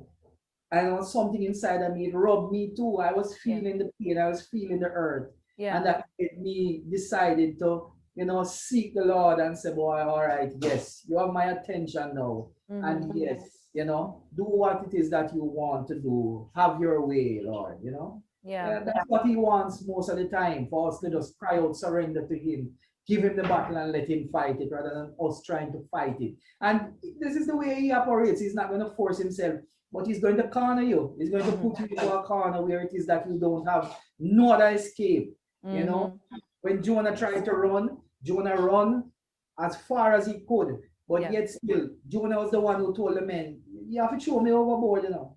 Like, if you don't throw me overboard, your ship is going to sink with all of you. Throw me overboard. So Sean, in the midst of this, you were a Christian when all of this happened? Yes. Simone, I want to ask you, when you saw all of this and you saw the callousness of your husband, for want of a better word, towards you, what did you do?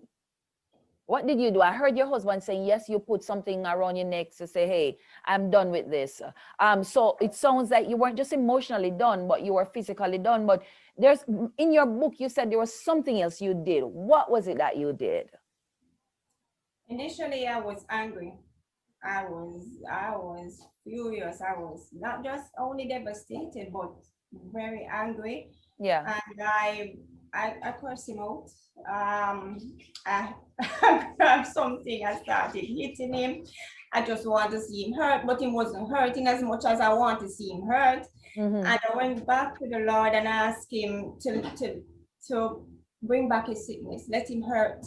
Yeah. And I even shared it with my mother-in-law, who was very instrumental in helping me along the way. And she said to me that, you know, don't wish that is her son, but that it will fall back on me who have to take care of him.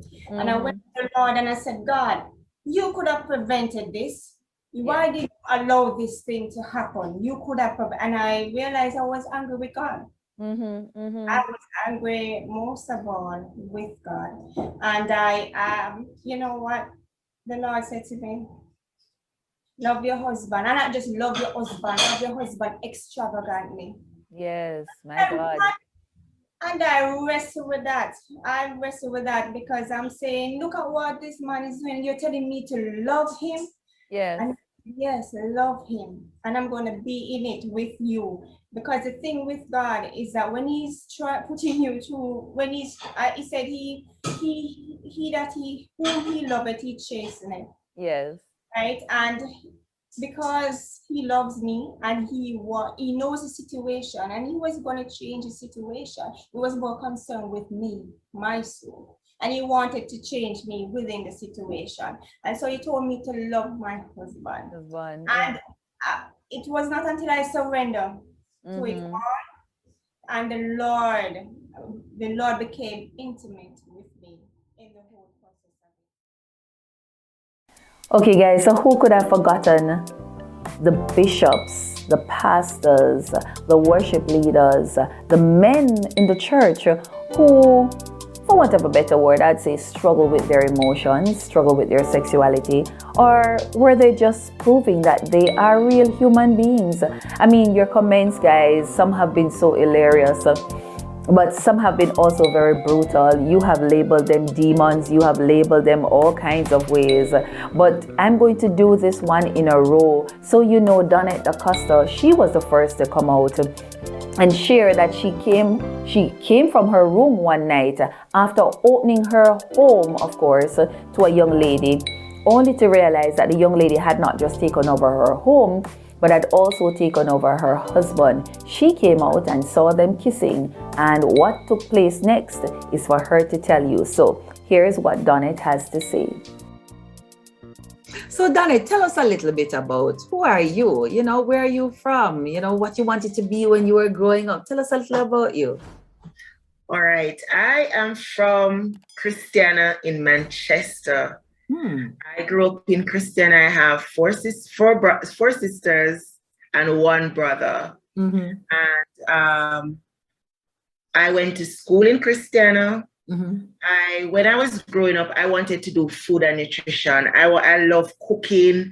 I love all of that, baking. And so I wanted to do food and nutrition. But then my parents migrated and I was the eldest of 5 children. And so I was left to take care of my younger siblings, even though we had helpers, different persons coming to help.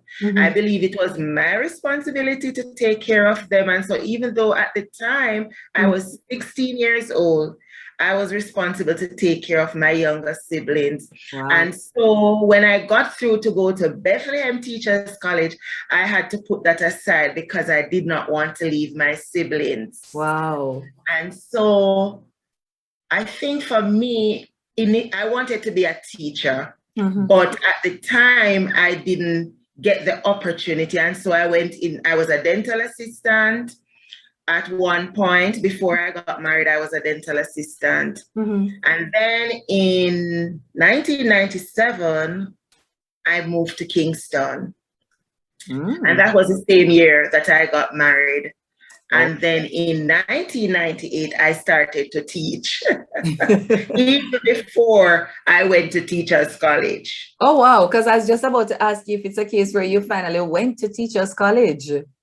No, all of that happened because at the time, the church that my husband was assigned to work with, they had an early childhood school there. So one of the teachers that was there was sick. And so the pastor asked me to come and sit in with the students. And then I guess I did a good job. He said, well, we have a vacancy, and if you need it, the job is yours. And so I stayed there. I accepted the job, and that was history. So I worked in the daytime, and I went to school in the evenings. Awesome. And so I attended Shortwood Teachers College, completed my diploma in early childhood education while I was still working. And so that was the foundation, for me becoming a teacher. Awesome. The story of so many of our women who understand the jugglings, as I call it, in terms of working, running a household, trying to get an education or trying to become qualified, you know. There's the stories of so many of our women. But I noticed you said within a year of moving to Kingston, you got married. Was that the plan? Yes, it was the plan, because we were dating for a while. He was from Kingston, and so automatically, after married, we decided that I would now live in Kingston. And so that was a part of the plan, coming to Kingston. Oh, okay, I see. So tell me about life as a young married woman. All right. We had a very good courtship. At the time, he was going to Bible college. So we met while he was going to Bible college in my community. And so we had a very good courtship.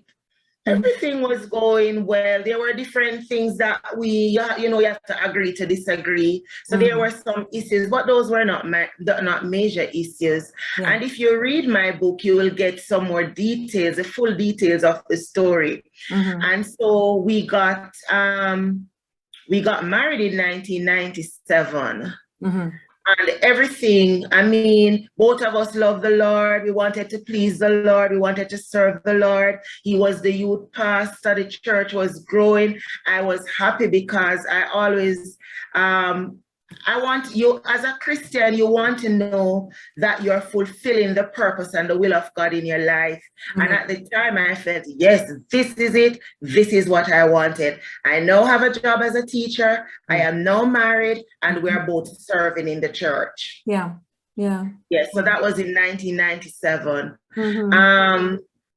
After that, in 1999, I had my daughter.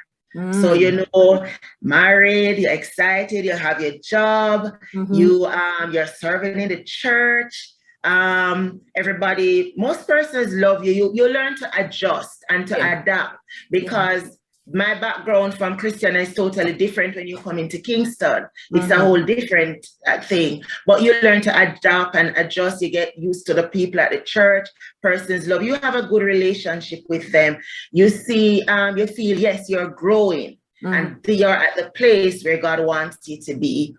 And so when a new addition came to the family, my daughter, who was born in 1999, we were so excited. Everybody at church excited. But one of the things for me, you're always trying to please people.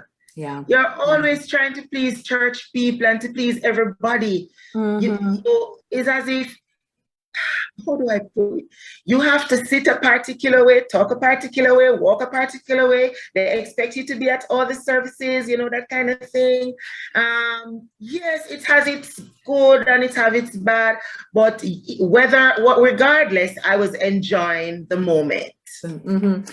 I'm happy that we are having this conversation, and I think this one should be dedicated to all the pastors' wives out there, because I think as members of the church who sits in the pews, we do have an expectation of the first lady or the pastor's wife, and you've said it so well. And I don't think we've thought about the pressure or the pressures that we put on our pastors' wives.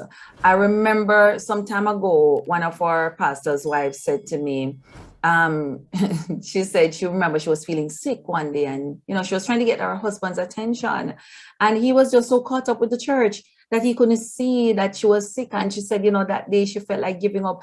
And can I tell you, like, even though she was talking to me, I didn't want to go wide-mouthed because I had so much, in my mind's eye, she's this golden lady and that kind of thing. And I found it so surprising that she was going through this, but at the same time, I've oftentimes thought about, how often we go calling pastor to come with every single thing happening. We're book with tour, we call pastor. Somewhere with picnic, we call pastor, And do we ever stop to think about what's happening with the pastor's wife?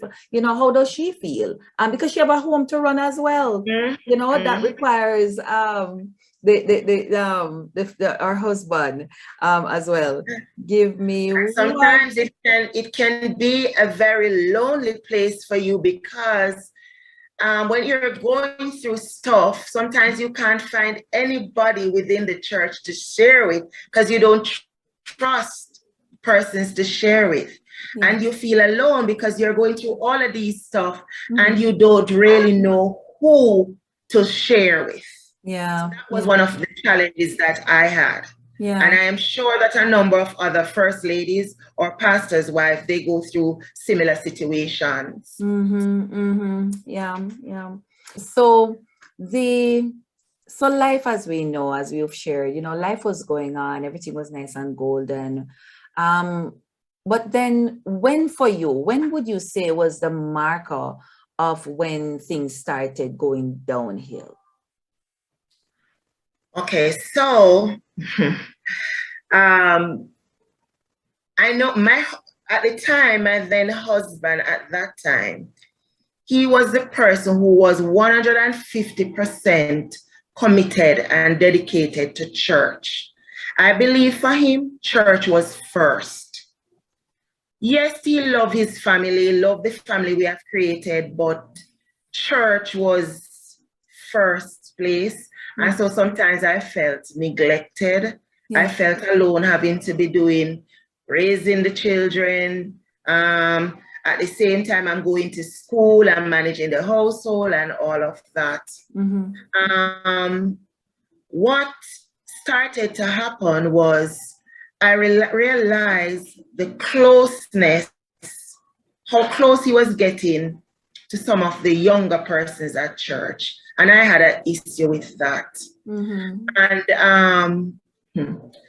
the situation came where we would have discussions and I would say to him, I think you're too close to some of the young people. Because he's at their beck and every call. And he would say, that's okay, nothing is happening, I worry too much, and he's just doing what the Lord wanted him to do. So I remember when my daughter was 3.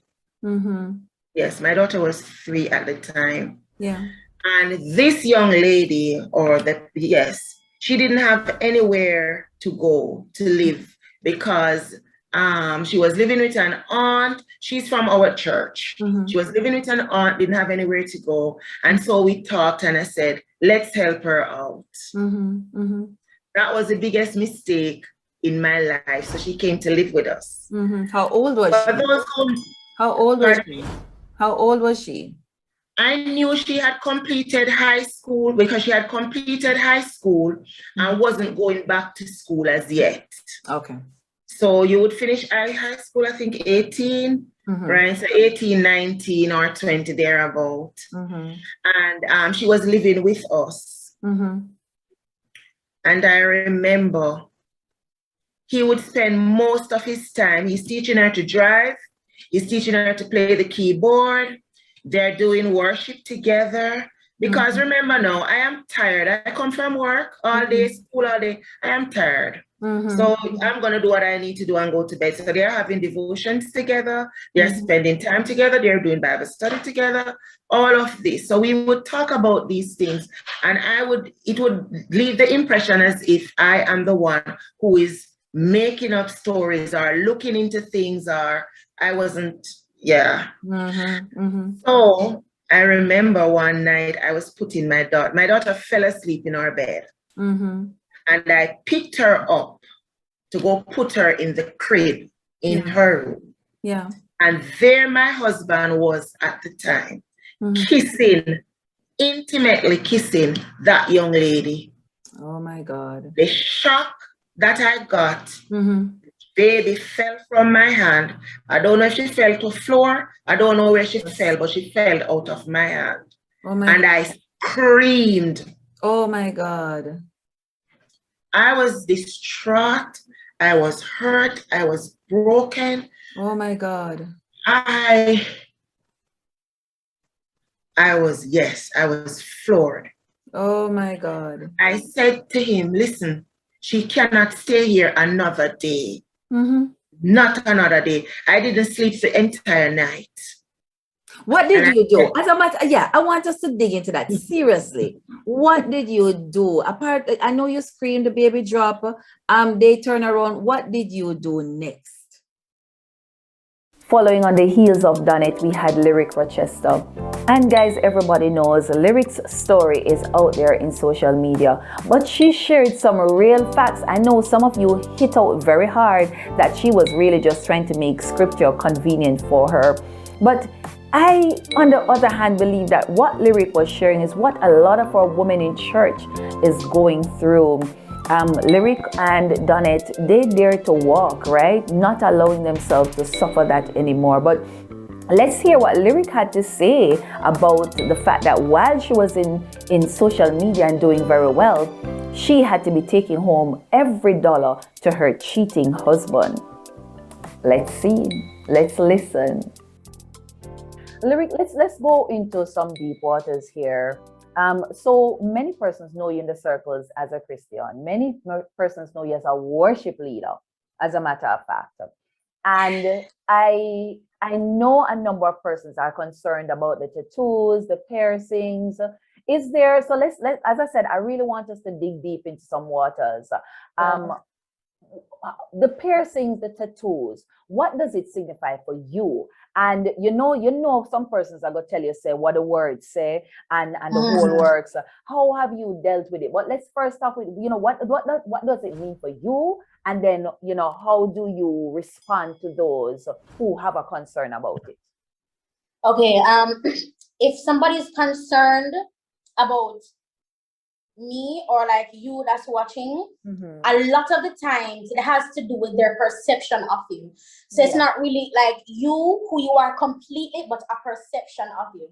Yeah. Because I can come on every single day singing gospel songs, winning souls for Jesus, going on missions, fully tattooed, fully pierced up. I mean, the only thing I did not tattoo was my eyeballs. I mean, my lips are tattooed. That's how graphic I want the image to be in your mind. Yeah. And I have the punkiest punk rock tattoo.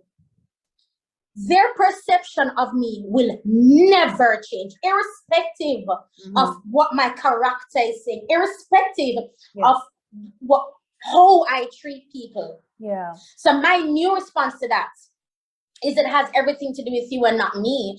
My personal preferences should never affect you that much where you will assume that I no longer belong to Jesus, to Yeshua, to Yahweh, where you will assume that I'm no longer a follower, that you will assume that I don't have a relationship. And I'm being very passionate right now because it means a lot to me, because people look like me, people love piercings, they love tattoos, and they're being told that they cannot and should not because it is demonic and God doesn't love them, and they cannot do this in the church and they cannot do that for God. And that's the farthest thing from the truth. Yeah. When Jesus was on the earth walking, the only people he spoke strongly toward the Christians, the Pharisees, the Sadducees. They're the only ones. Everybody else get love. Yeah. Everybody nobody else get love. Yes, yes. Even when they might interpret when the woman touched him at the hem of his garment, and they might say, who touched me? Oh, no. He wasn't aggression. It was more like, who touched me? Me want to hear from your mom, mama, because I know say you're sick. I know say you're weak. I know say you're bleed for years. So I want you realize that you just, baby, who just touched me? Hey, Who? come on, girl. Yeah. So it no matter what, it doesn't, it not even, and I'm not going to answer directly. I'm taking this approach to the answer because it doesn't even matter. Yeah. As long as I look like a Christian, I am a Christian. Hey. Looks, that's what the Bible says, look on the art in a Simone, but I see looks. Yes. Looks. Yes. My God. Remember, say Lucifer's name alone means bright and the morning star, you know? The name Lucifer is a gorgeous name. But look on the man character, bro. My God. Look how the man deal with everything around you, bro. And then people tell people, say, I've got that weed. Hey. And I've got to make that happen to you. You're mad. Yeah. The Bible clearly states Satan is out to steal, kill, and destroy by any means necessary. I've looked at life like this. Yeah. Everything is a distraction. Give your energy to what you want to give it to. But everything is a distraction, because I think it's Paul who said it, that everything is fleeting. It is of no value. It makes no sense. The only thing that makes sense is your alignment with God, your oneness with God. And that's Simone in a matter of far go. Yeah. In a matter of far go, Simone, you see that we're rooted in me? Yes. Where as train a child as you shall grow, as she is, or she will not depart. And me that, you know. Oh my God. Yes. And me that, you know, Simone, and there are millions of us like that, but we're being silent because of how we look. Jesus not even did look like Jesus. Let me explain. He never looked like no king. He never born like nothing. Like the Bible says, a king will come and never that him look like not born like. You're right. He mean one dirty me and just stink a dodo. Yeah. Unsanitary for a newborn child, and a dead same choose for born. Yes. Right, that's what them catch. Yes. If we rely upon looks, we are so brainwashed, and it is demonic in nature, because that's not what the love of God is about. The Bible says the love of God covers a multitude. My God. A multitude of sins. Yes. A multitude. If you don't look on the ocean, that is not even a drip of a multitude. Yes. So me stop listening to people, man. I might answer or don't answer, but me stop and respond, bro. Me not have the time. Me have Jonathan have online class. Me have meeting, I go. Me probably want to sleep. Me not have the time, bro. Yeah. And then I have to keep remembering, Simone, don't get distracted. Do not get distracted. Don't get distracted, because my other things I got you onto what I have not spoken about, you know. I'm very internal. As much as I speak and I sing, I am the most internal human being you'll ever meet. And because of that, it has affected just like my thought process. So now, when the Bible says having the mind of Christ, that is real to me now. Yes. Because that me need now the mind of Christ, just to settle me, just to calm me, just to chill everything, the mind. Me can't answer people back and forth about tattoo and batty rider. Me can't bother with that. Deeper things. Suppose when the Lord decides I need to go in a batty rider, I'm gonna hell. Hey, no, let me talk, man. Do not let me talk. Girl. And the Bible even goes further and said that if it's a sin to you, don't do it. But to them, it's not a sin. So why are we giving God and His grace this blanket response to people He made individually? It makes no sense. You know what? Sorry. No, you know what, Lyric? And I really am looking forward to, you know, the comments that will come from this interview.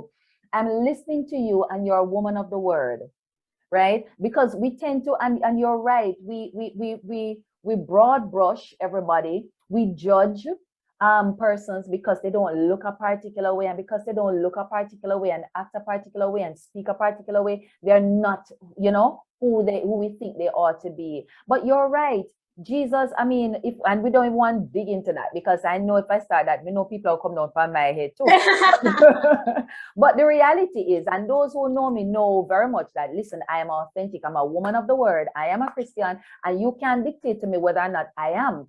right? Because I know the love of the Lord for me. I know what God has been doing for me. And like you said, Simone, listen, if we spend the time trying to be back and forth with everybody about the outward appearance, then we're going to miss what really matters.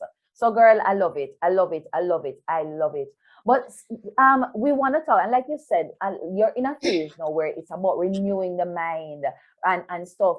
And I remember saying to a friend of mine, Lyric, that when I watched your videos, when I watched what was happening and stuff, and believe me, I didn't even go into all of what I just saw a few. I said to myself, Lyric is depressed. Yeah. And I saw where you came out and you said it, you know, you are depressed. So, girl, how are you now? First of all, Jesus, no. You tell him, don't make your ball. And that yes. No, sir, we're not this. We are not doing this. Oh my God. The thing is, what hurts is that I have to answer honestly. Yeah. And that's, oh my God. Oh my God. I'm functioning. That's where I'm functioning. Yeah. Yesterday. Yeah. My grandmother, she never feel so good a couple of weeks ago. Yeah. And then she did start get dizzy. And mommy come from work and say, where you there? Yeah. Mama feel like she got drop down and she dizzy. Yeah. I run go over there, and I kid you not, at that point, yeah, it's like I started making peace. I'm like, all right then, Mama now do so well. I don't know what to do. Yeah. Now Google things, I do things, I don't know what to do. I don't know what to do. So, and then how my mind works, I have very rushed thoughts. Yeah. So it's like that's why I start preparing myself from early. And then I say, I have an interview Sunday, how am I gonna manage? I have a road for go pan, I have more interviews, I have one show me a film, how am I gonna manage if this happened to me? I started preparing myself already. Yeah, yeah. And that's how most of us work. Yeah. It's like because of how life has been for us, because of what we've been experiencing, we don't think that much good will come from the latter parts of our lives. Come on, girl. So if something happens, we think, all right, this hope we can prepare for this now. Yeah. So when I make videos laughing and joking, it is all in a bid to just stay alive. It's all an effort to keep laughing. It's all an effort to just keep me grounded. Yeah, yeah. So the comments affect, everything affects. But I know why I keep posting. I know why I keep talking. Yeah. And women, I've said this before, that women, they've lost their voices because of the trauma that they've had to endure. Yeah. They've lost their voices because of the trauma they are enduring, the abuse, the manipulation, the violence that they're still enduring. And because of all they've known, they started to lash out on their children, on their friends, on their family. Yeah. And because of that, people cut them off because they're hard to deal with, and then them sink deeper in a way them there. I am making a conscious effort not to do that. Yes. People keep on commenting that the boy them look at them father, he all lyric look on them, all lyric look on them. And the truth is, Simone, not talk. Siga, no, G-O-D, God. Yes. Siga, they, me not see them poop and no time at all, me look on them. Yeah, yeah, yeah. He has been so minimalized in my mind and my soul. Yeah. I do not see him at all. Yeah. And people say too like, yeah, them look alike, but I not look on them and see them father. No, I see Jonathan, I see Jaleel, I see my boys. Me say, oh, Jaleel not here, and I'm gonna buy one bed for you alone. And me say, oh, Jonathan, I try to trick me. So I think, but when you say to you next, because you're wise with your words.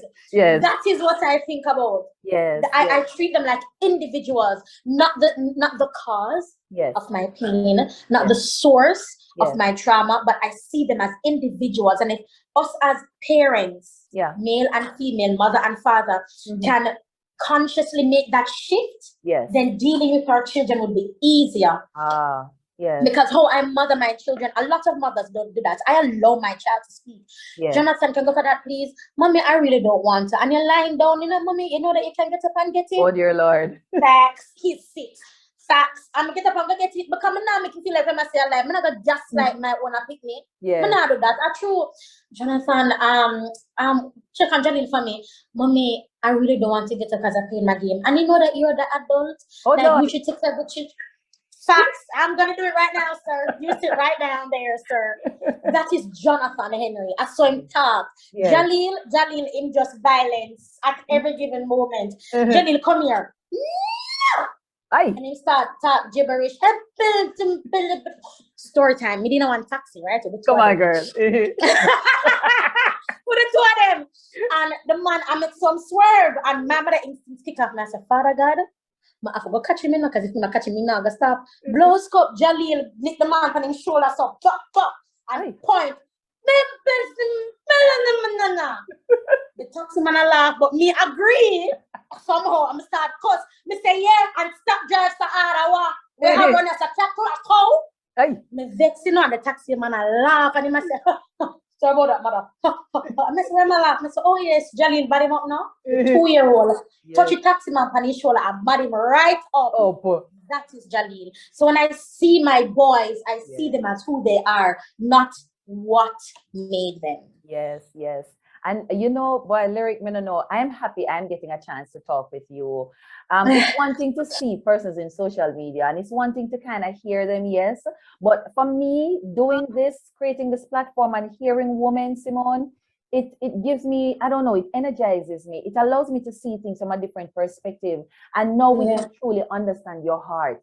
So those who have all the naysayers and all those who have them opinion, we get to hear you, right? And that's what we see. Because, you know, I keep saying to persons that when I stand to take a picture, right here, I'm taking this picture right here with my teeth in. But when the camera lights are off, you don't know that I'm probably standing in a garbage heap. You don't know that maybe when I walk off, a two slap are gonna reach me or something of the sort. You don't know. So we tend to stigmatize persons and that kind of thing based on what we see, but we don't take the time to listen and hear their voice. Now, Lyric, we're going to dig a little, we're jumping deeper because a number of persons do know your story, but there are those who are coming on who don't know. And it is, of course, so we're going, I don't want us to dwell too much on it because I know you're from it. But a number of persons know that, you know, you'd have come out and you said in social media, hey, my husband do this. And I want you to just share a little bit on how you have responded. So for instance, like I was watching a video of you earlier, and this one was done earlier on. Look here, this was when you were mad, raging mad. You left one, you go right up on people car. Hey, police call you. Look here, the people call police for you. And you just tell it to the police like it is, you know, your black people car and all of them something there. Tell us.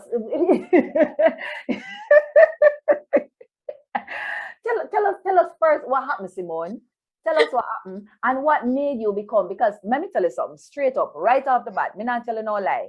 Me that do the same thing, Simone. Me not tell you no lie. And those my friends who know me, because most people again they know me as the nice little Christian girl. They know I ain't gonna do that. But my friends know that I would be doing some crazy stuff. You know? So just tell us what happened. I know it's a painful thing, but we want to understand that. Okay, so backstory. So hopefully I can get this out because I talk fast. So like backstory. My ex, we are not legally divorced.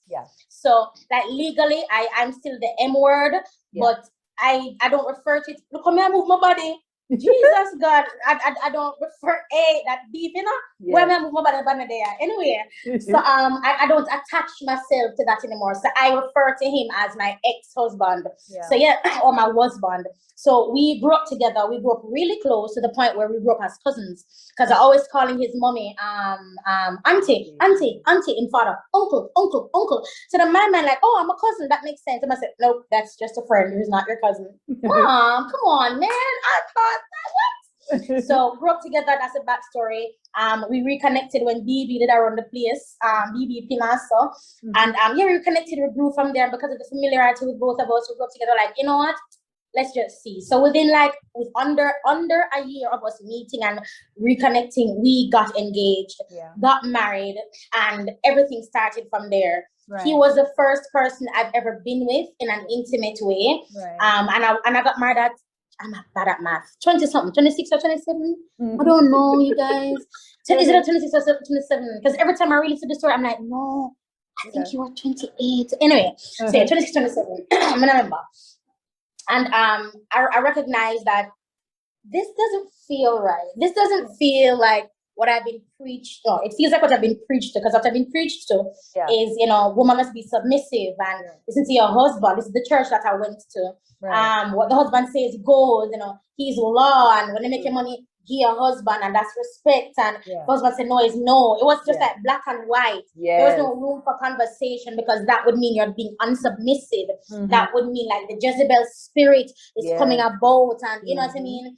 And for years when I got pregnant with Jonathan, I recognized a shift.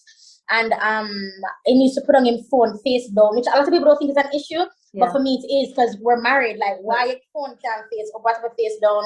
And I was saying nothing. Married, have access to everything or whatever. When I'm phone, it's a message, but the top part delete and bottom part okay. I'm like, so what is this person saying okay to? And it was just difficult for me to kind of stay there, but I had to, because of what I was taught. I was taught that you do not get divorced whenever you marry, because marriage is of God and divorce is of the devil. And if I divorce, I'm essentially of the devil, and I need to pray, I need to fast, and I need to cry out to God to save my marriage, because marriage is of God. And I'm going to interject right here, and I will ruffle some feathers, and I am going to say that is a demonic position to take, because you have placed marriage on a pedestal. You have placed marriage in a place of idolatry. It is worshipped. It is lauded upon the single women in church. You need to get married. You need to get married. You need to get. We're dating. When are you marrying? I like him. When are you marrying? I met a boy. When are you marrying? I saw a boy. When are you marrying? Oh my goodness! I think there are boys around. When are you marrying any of them? That is what is happening. You're right. So they don't teach us how to value ourselves as women, but they're training us and grooming us to be, and I'm not going to say wife, you know why? Because the Bible says he who finds a wife finds a good thing. Come on. So I'm not going to talk about wife. So I do not know what these Christian men want, but it is not a wife. Because if you find something, you have to look for it. The Bible never says who sees a wife. It says who finds. If you look for something, that means that you short or something, and you want something to complete you or fix or whatever, and then find the good thing. Why then, in God's name, would you find a good thing given to you by God himself, to turn around and treat her as if she's nothing? Her words have no value in the home. She must only do these tasks to be considered of worth in the home. She must be intimate wherever you want to be intimate, irrespective of her emotional her emotional state. We've been taught that marriage is the end all and the be all. So even women who are married, being cheated on, and they know this, have to take care of their husband, woman's child, and they know this, having to leave their husband coming home late, knowing where he is, and they know this, will still stay because they're in this mindset. They've been brainwashed to think that they cannot leave because it is not of God. You can't tell me that's not Satan. You just can't tell me that, because the Bible says where the Spirit of God is, there is liberty, freedom. Freedom. Jesus, I'm for married and be a wife and have husband and picnic or whatever the case may be. We either build together, I'm a come from seat. And me not enough freedom after all of that. And the Bible even says he came to set the captives free. So even in making the decision that I want to leave, I was demonized for it. And because of who I am, because of my authenticity, because that girl, don't say what in her much. I tell you. Because of that power and that strength, it was used against him to say, I am hard to deal with. I am stubborn. That rebellious spirit in Simone, I don't know, but we're going to have to seek deliverance for that. You bought the olive oil? Pastor Maxwell, you have to buy the olive oil. I don't know Maxwell, by the way. I'm just saying. That is how it is, Simone. And that is what I've been caged yesterday. It's see when the fact they got because it was an argument. Let me tell you what happened. I went to Muga River with the boys because them like them something. So Muga River with them to take product pictures. It was more for work. I was taking product pictures for TLC because I sell TLC as well. So I start my nature burst, my energy, I take picture, my yes, girl, work it. And then I got a message. Where are you? Me knowing that he was going to be mad. Me knowing that I cannot say everything to my husband at the time. I was like, oh my gosh, you know, I'm just running there. River the boys again because you've been there once before. So how come you never tell me about this, Simone? How come you never tell me about this? You know what? I'm sorry. And I'm gonna interject here again. People who are listening are like, yeah, you should have tell him. That's why I'm doing this. That's why. Think about why I did not want to tell him and why I had a fear of telling him that I have my children and they are safe with me. Why am I afraid to say that? Why me can't say, Jeremy McDonald, say I'm a succumb? Why me have to ask permission? Because that was my life. I had to ask permission. I'm constantly put in a place to ask permission. Even when we didn't want to go work, I had to ask permission. And of course, being the narcissist that he is, and so, well, you know, just have a business plan and show me. Have business plan, show him. All right, well, just see what else he can do. Do that, show him. Still never gone away. Still never gone away. So it is never, it is all gaslighting and fogs and smoking mirrors, all of it. Because the fact that me could say, not ask, but say to my husband at the time that I'm going to take some product shots with the boys going to make us rubber river. Why wasn't that easy for me to say? Why did I feel so caged in saying that? So reach home, argument starts, imakos, and of course I ignore because this is what he does. So I'm not like cook, clean, nothing, but I have to do it because I just have to do it. I did not learn how to cook until I got married. You can chef up on and two things, but like for cook and season chicken and curry chicken, me I put ketchup in that one time, mess it right up. From the jump it spoil. I never know. I think I thought that. So me I cut up and he had Jaleel in his hand and he had Jaleel's juice feeding him in his hand. And he might talk to me, I'm a Bill respond. You know, hear me talk to you, Bill respond. Fling juice buckle pan cut myself on the counter like the back of the oh my god, in fling upon the wall. Anyway, I cut up and fling upon the wall. Fling upon the wall, I look around, look, still a cut. I don't think I'm not like when I talk to you now, listen to me, ignore me. Put on Jaleel. Them something I like the pot is the pan the pot from the stove. Him come back over the pot after the stove. Wow. Not that me no want to get up, I have a one very short shot. But him backs it off. And me turn around, Jaleel was standing just where the stove is. And this boy backs off the pot off of the stove with the hot water in and he pick it up right there, so. Oh my God. I feel when the water splash from me. I know it's splash from Jaleel. You know why? Because Jaleel, they're right in front of me. I'm grab him up. I'm going to leave him and start ball. Living room is meters away because it's a Palmer house, 2 bedrooms. The living room is like meters away. I'm hug him up. I'm going to start ball. Jonathan start ball. I'm the two mature I rock away a ball. He came, grab up Jonathan. And go, him come, grab Jonathan from him and hold up on Jonathan and push my back. For me to not fall on the floor, my feet and I'm brace back. I'm still have the little pit in my hand. Push me. Grab up Jonathan gonna do come up back. I'm just sit down on my ball.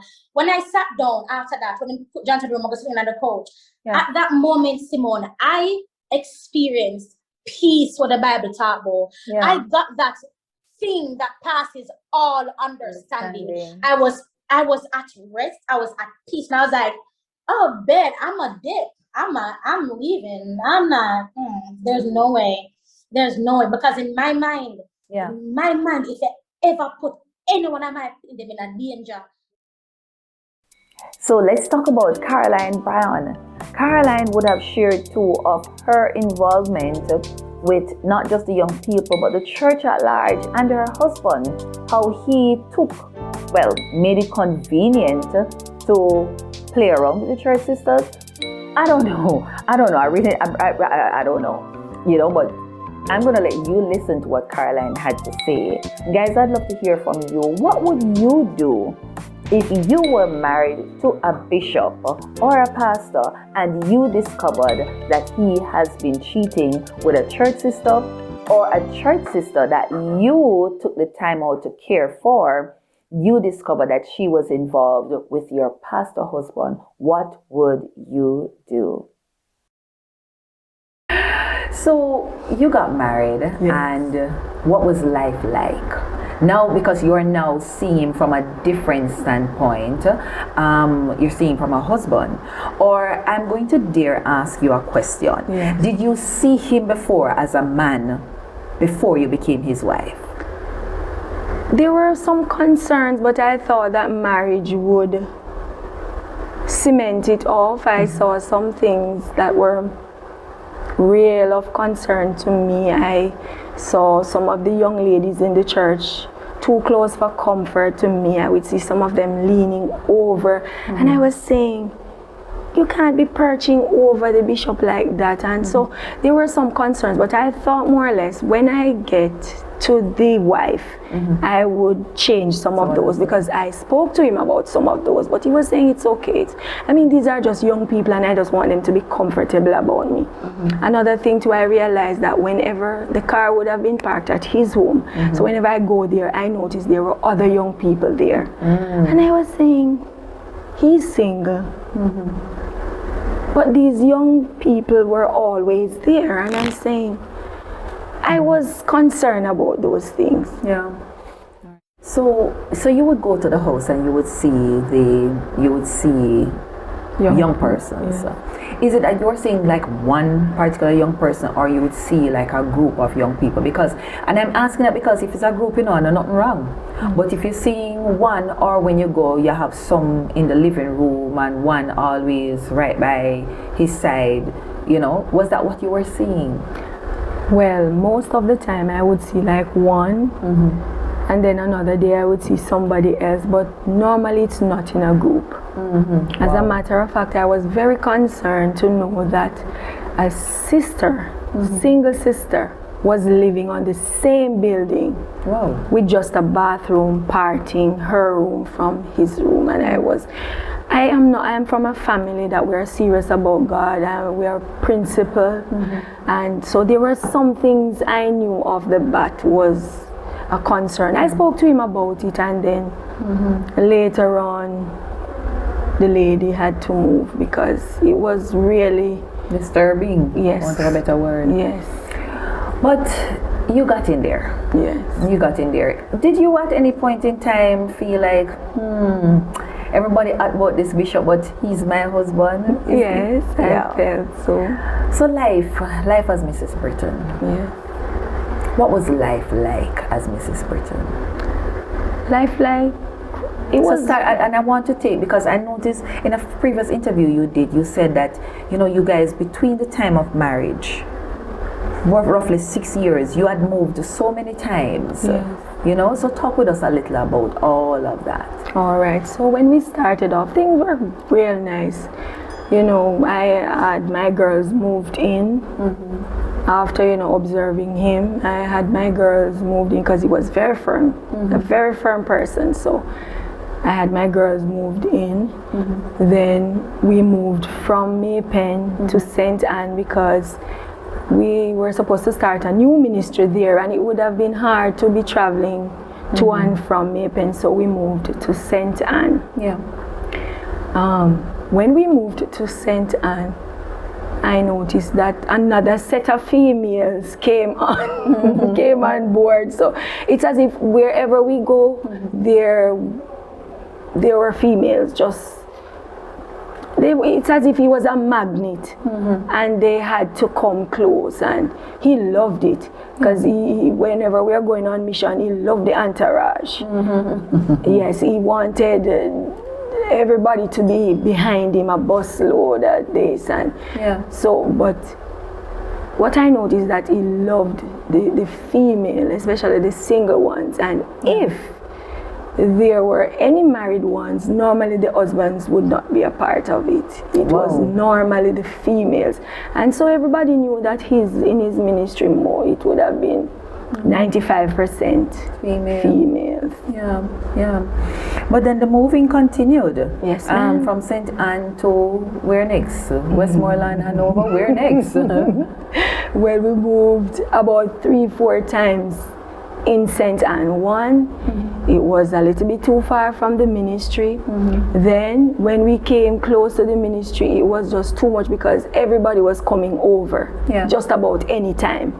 No one respected breakfast time as against time for both of us, so they would just pop in at any time.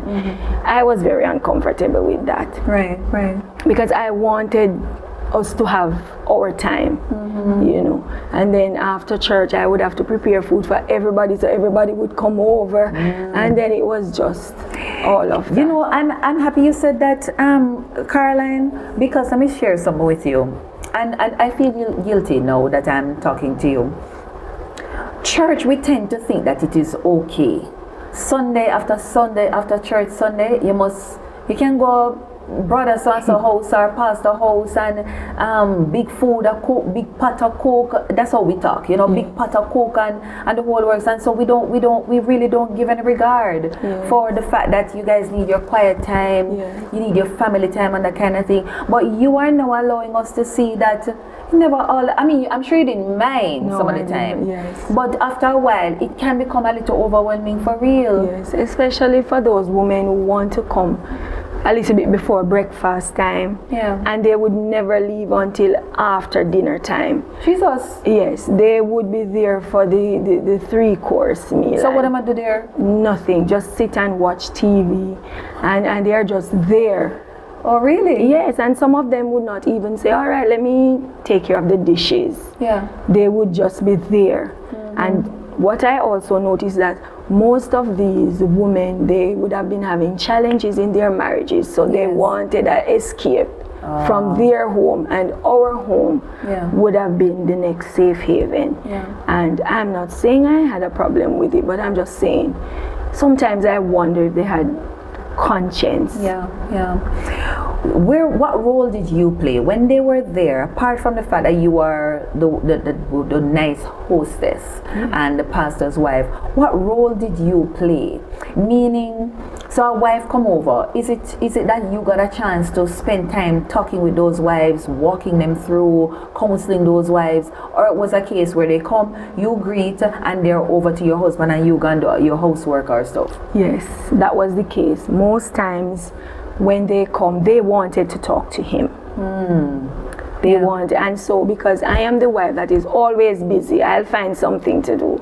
So I would tidy the house, I would make sure all is well, I would make sure that I'm preparing just after lunch for dinner, and so I was always busy. And they loved that because they would be all over the place, in the living room, around the back, wherever, to speak with the bishop. And he was never the one to say, let us talk, since this is a marital problem, let's invite my wife in it. No, he wanted to speak with them one-on-one. And what I also noticed is that even after bedtime, sometimes they would call and they'd be on the phone until I fall asleep.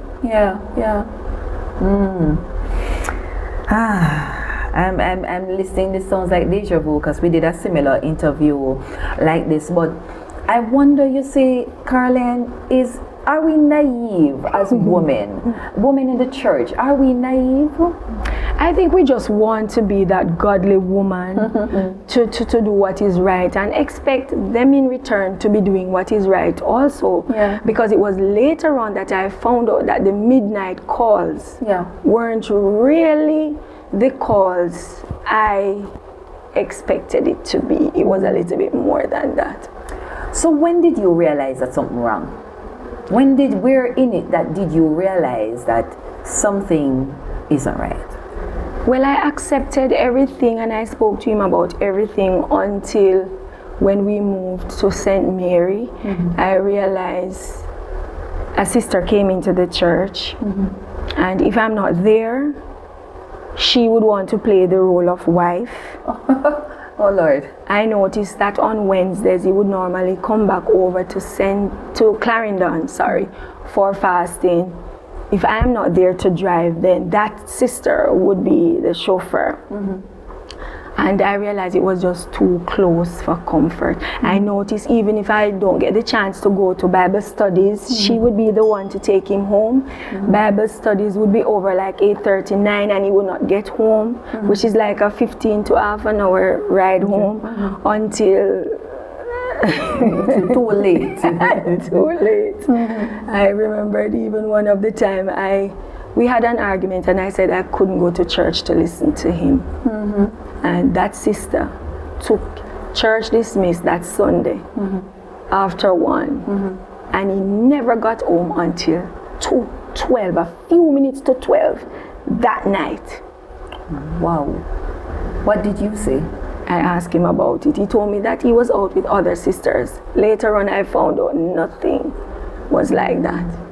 Wow, wow, wow, wow, wow. So the accusations came. Yes. What did you do when you started getting the accusations in terms of persons are now coming out to say, listen, Bishop is touching me inappropriately or behaving inappropriate with me? What did you say or do? Simone, to be honest with you, I learned about most of these later on. I saw things. I was really uncomfortable with things. I spoke to him about it. But I now became the miserable wife. I now became the wife who wants to run the church sisters from the church. Because you don't want me to have time with them. You don't want me to be alone with them. You're just so jealous. You don't want me to spend time with them. And this was when I had concerns. I noticed that even on Wednesdays, when he goes to Maypen for fasting, sisters would just come over with him with their bags to stay over. Stay over where? And I was not asked. I was not given the privilege to say yes or no to them coming over. They would just show up with him and with their bags. And so I would go to school on Thursday, Friday, and they would be there. So you're not there when they're there? So they come by with him on Wednesdays after fasting from Maypen. On Thursday, they would be there because every Thursday evening we normally have Bible studies. So he said she was coming over so that she'd be able to come to Bible studies in Three Hills because she needed more of the Lord, so he would take her over. And to be honest with you, the wife that I am, I couldn't believe that he would stoop so low, believe you me. So it was okay. I took her in as a daughter. When we went abroad, we bought things for her. As a matter of fact, if you check her closet now, you would find similar things to the things in my daughter's closet because I took that particular sister in like a daughter.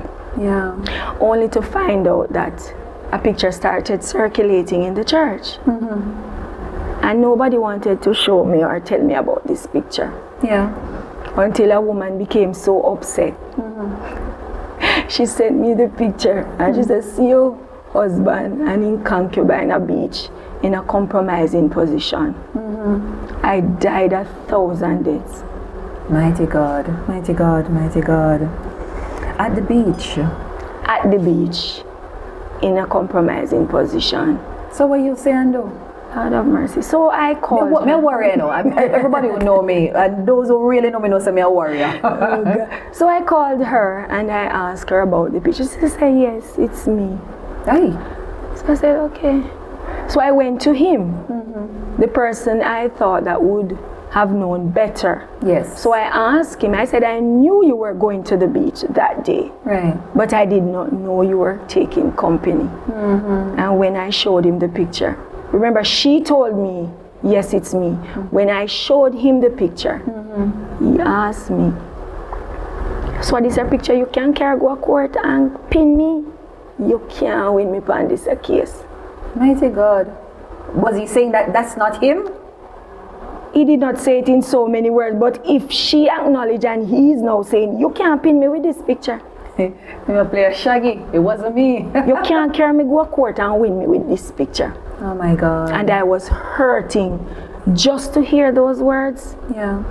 I was hurting. And I went to church just the same. And I pretended as if all was well.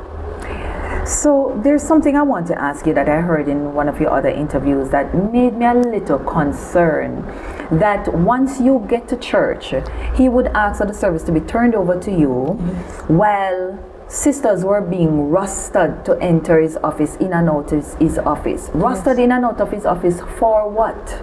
I asked myself that same question. So once I get to church, everybody knows.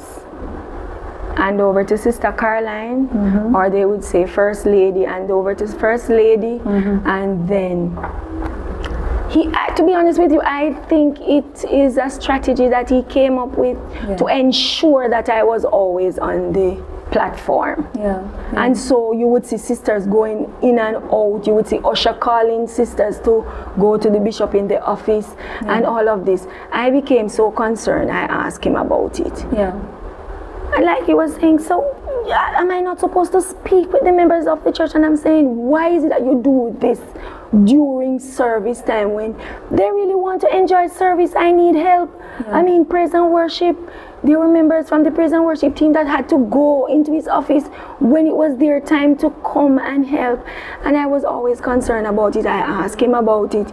He would make a fuss about it. So that, I mean, you don't want me to talk to the sisters? What is the problem? And I was always the problem. It came right back around to me. And I noticed one of the Thursday.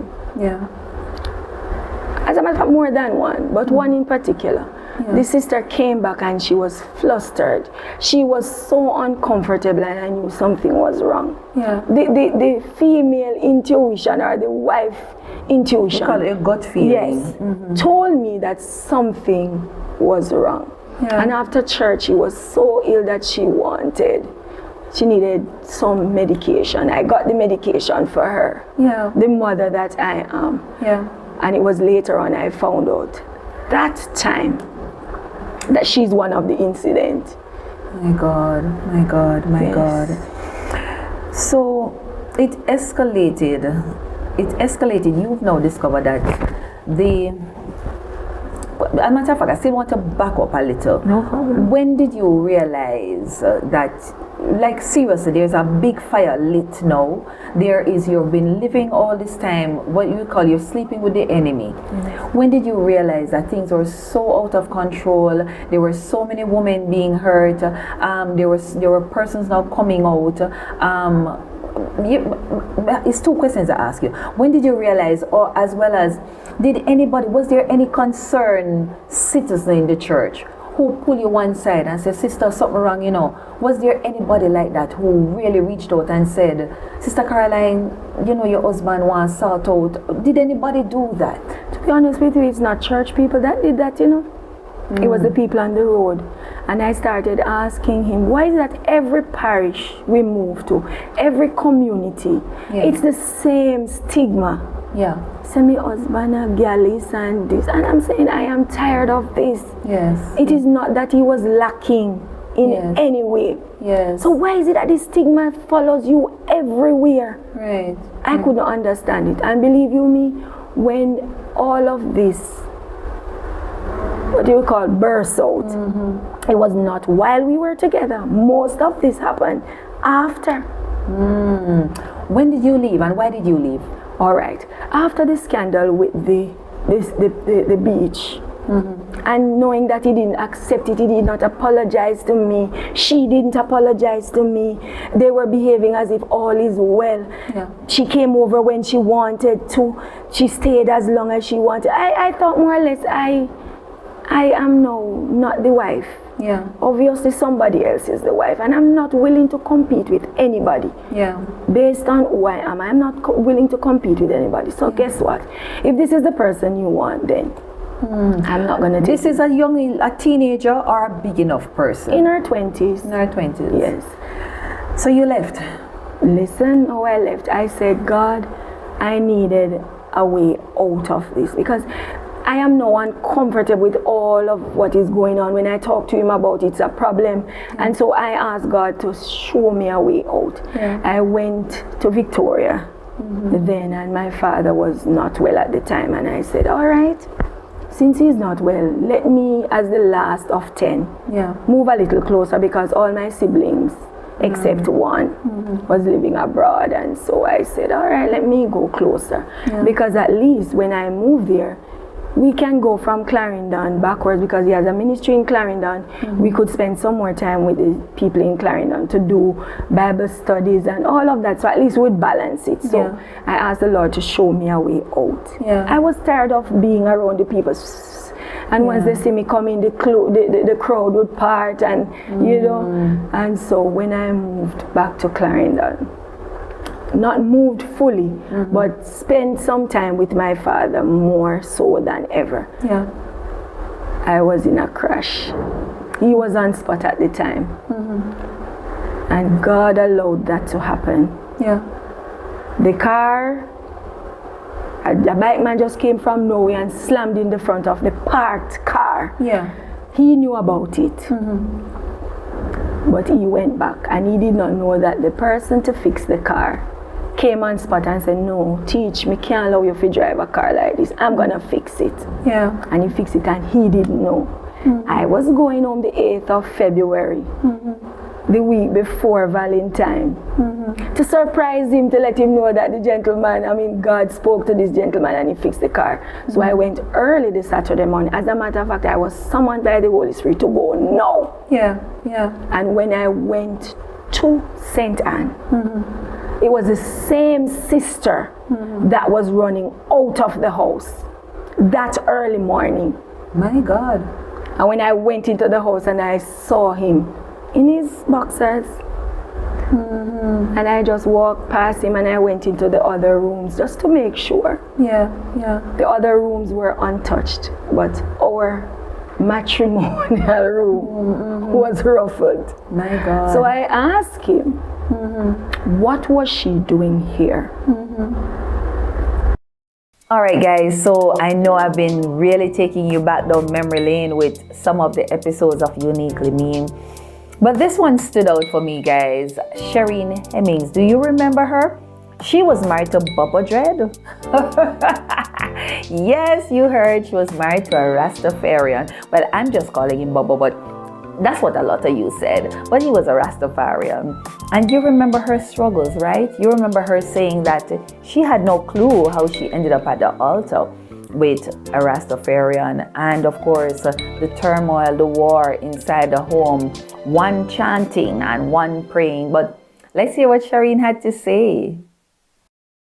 You've gotten exposure now. You're out at university, so that kind of close-knit thing of being active in church is no longer there. So you are beginning to stray, and I'm putting it in quotes. You're beginning to stray, so much so that you got married. Well, you found the love of your life. Talk with us about that a little bit. Well, funny enough, I wouldn't even call it the love of my life, because what it is, it was. And I want single women to pay close attention to this point here. What it really was a lot of things were happening in my life at that time. When I tell you, the worst thing that can happen to you is to give your life to Christ and then step out. I tell you, you can guarantee a proper beating. And that's what happened to me in the world. I got a proper beating. I mean, I was advancing career-wise and all of these things, but I was basically a mad person. I wasn't walking in my right mind, and not many people knew it. And so I came to this point in my life. I was approaching 30, the big 30. And all of a sudden, everybody around you, Shireen, TikTok. And everybody who knows me, they know I've always seen myself with the career woman, with the handsome, tall, dark, and handsome. That's what we call it, girl. Successful husband with beautiful children. Always with I wanted a little boy and a little girl. A little girl first, and all that. Have names picked out and everything. And here I am approaching 30, and I realized. Everything the way I had planned it, my life just started to crumble. And I couldn't, it was spiraling out of control, and there was nothing I could do. And a friend of mine he was a friend of mine from high school because we used to both be presidents of our African Heritage Studies Club. Right. This young man starts Rastafarian, you hear me? I mean, devout Rastafarian. I want to say Rastafarian, I'm not talking about Rastafarian like Rasta, I mean Bobo. Aye. Yes. So you know, head tie up the whole work now. Mr. and Mrs. Hemmings, proper little Christian girl, child. You understand? Yes. Right. He always used to, you know, make his interest known from high school and stuff, but I always used to just laugh off. I said, maybe selfie, man, and stop with foolishness, you know? And here we are years later, this gentleman out of nowhere, he used to work at sea, but anytime he comes home, he always used to, you know, check. No matter how many years we haven't seen each other, he would come and ask after me to see how I was doing and stuff. And here's such one time, but by this time, this gentleman was proper married. He was on his second marriage, in fact. Oh, wow. Yeah.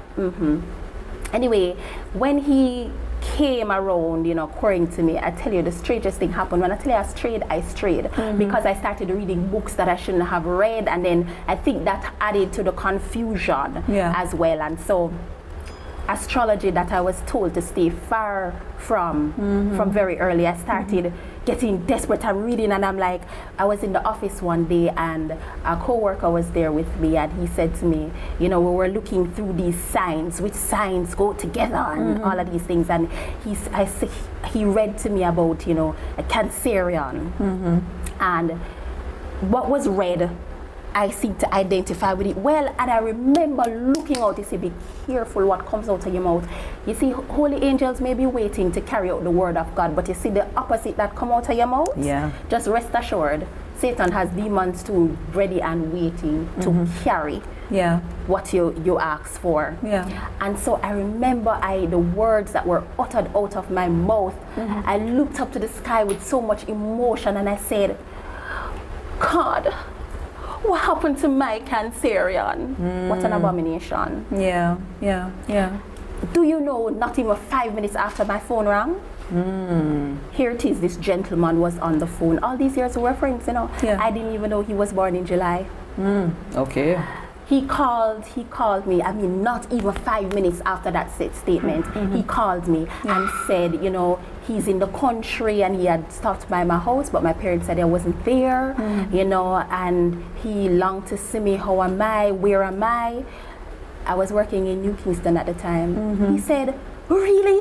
I'm right around the road. Wow. I came to the Digicel. Wow. And you know, can we link up? Let's just say it was downhill. No, but you know, I'm just listening to you that it just sounds so appropriate, and I'm just listening to you that, you know, when we're desperate, everything looks right, everything that is said appears right, and it just seems as if everything is lining up with exactly how we want it. And that's the thing, deception of the enemy. We have to be very careful of deception. And you know something, I want to be very clear here, because the thing is, you were, yes, you're still in the church in all of this time, right? No, actually, I was a proper backslider. Okay. Yeah. Hence the astrology and the reading of all these books and stuff. Yeah, oh God. So you were no longer attending church, you were no longer reading the Bible, is that what was happening? I was no longer like physically attending church. Yeah. Weird enough, I wasn't as in my Bible as intensely. Yeah. At the time, if I were, I believe that I wouldn't have walked in the traps, many of the traps that I did. Yeah. But I was just living a wayward life. It was really just a wayward life. So let me ask you something, Shireen. If somebody had said to you then, while you were in that state, would you have acknowledged that, you know, I'm in a backslidden state? Honestly, and that's an interesting question. It's weird. The state that I was in, I already knew I wasn't right. But everywhere I would go, people would say, "You're a Christian, man." I couldn't, there was not a soul I could tell that I was a backslider. Yeah. If I went to a party that I shouldn't have gone to, my girl, we're not going to church. I used to stick out like a sore thumb. Yeah. You know, so it's in every environment, that was the automatic assumption. Awesome. Yes. Awesome. I wanted to bring that up because, I want persons to understand that we are so, deception is all over these days. Yeah. And we're seeing what is happening around us now. But it's I don't know if I should say it's deception in some cases, because sometimes we are so desperate for things that we see what we want to see, we hear what we want to hear, and we go after what we want to go after. So let's continue with your story now. So Mr. Canceran is right around the corner. Yeah, so he's right around the corner. So he came, he took me for ice cream, and we're talking, and something just prodded me. Hold on. Bogo Dread carry you go for ice cream? Yeah, man, proper. And it's so weird because all of a sudden, this person that I had no attraction to at no time at all, just started to look so desirable to me. Yeah. And I said, boy, he actually let out his hair at that time. And the hair was well groomed. And I said, but you look so proper. Just look like a regular person, but very, and he's, very bossy, short and bossy. The sad thing is, and what was disturbing to a lot of persons around me, I guess other persons could see that something was off. Yeah. I was the only person that was like, you're in love. That's the thing, I really wasn't in love. I think I was in love with a perception. Yeah, it wasn't really the person, because I can tell you there was nothing up to this day. There's nothing about the person in that. I mean, it's my friend, I loved him as a friend and as a brethren, but never loved him as I should have loved a husband.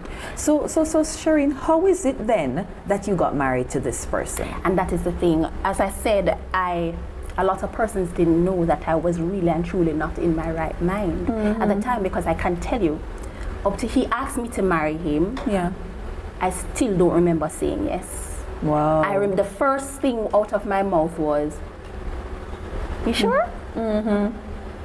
So up to now I haven't said yes. I asked, you sure? Next thing I know, the ring was on my finger, and this man was in front of my father asking for my hand in marriage. My dad was not for it, but he said, I've obviously made up my mind. So, and at the time my dad was not a Christian. And he said, I've obviously made up my mind. So he's like, but you're of two different faiths. How is this going to work? And he's very eloquent with words. And he convinced my dad that, don't worry, Shireen and I have already discussed this. We're going to make it work, because we're two rational people. And well, when I can tell you this, my best friend, she said to me, I had nothing to do with my wedding, really. She planned everything, she did everything. I was so uninvolved, uninterested. And she said to me, she sat me down and she said, Shireen, this is not right. No bride can be this interested in their own wedding proceedings. And I can tell you the truth, walking down the aisle, I felt like a goat with a rope around its neck, just being pulled down the aisle. And when I got to the place, I was like, wish I could run, but I'm like, oh God, look at all these people. Shireen, this is very profound, because we do have a lot of persons in marriage that have no clue.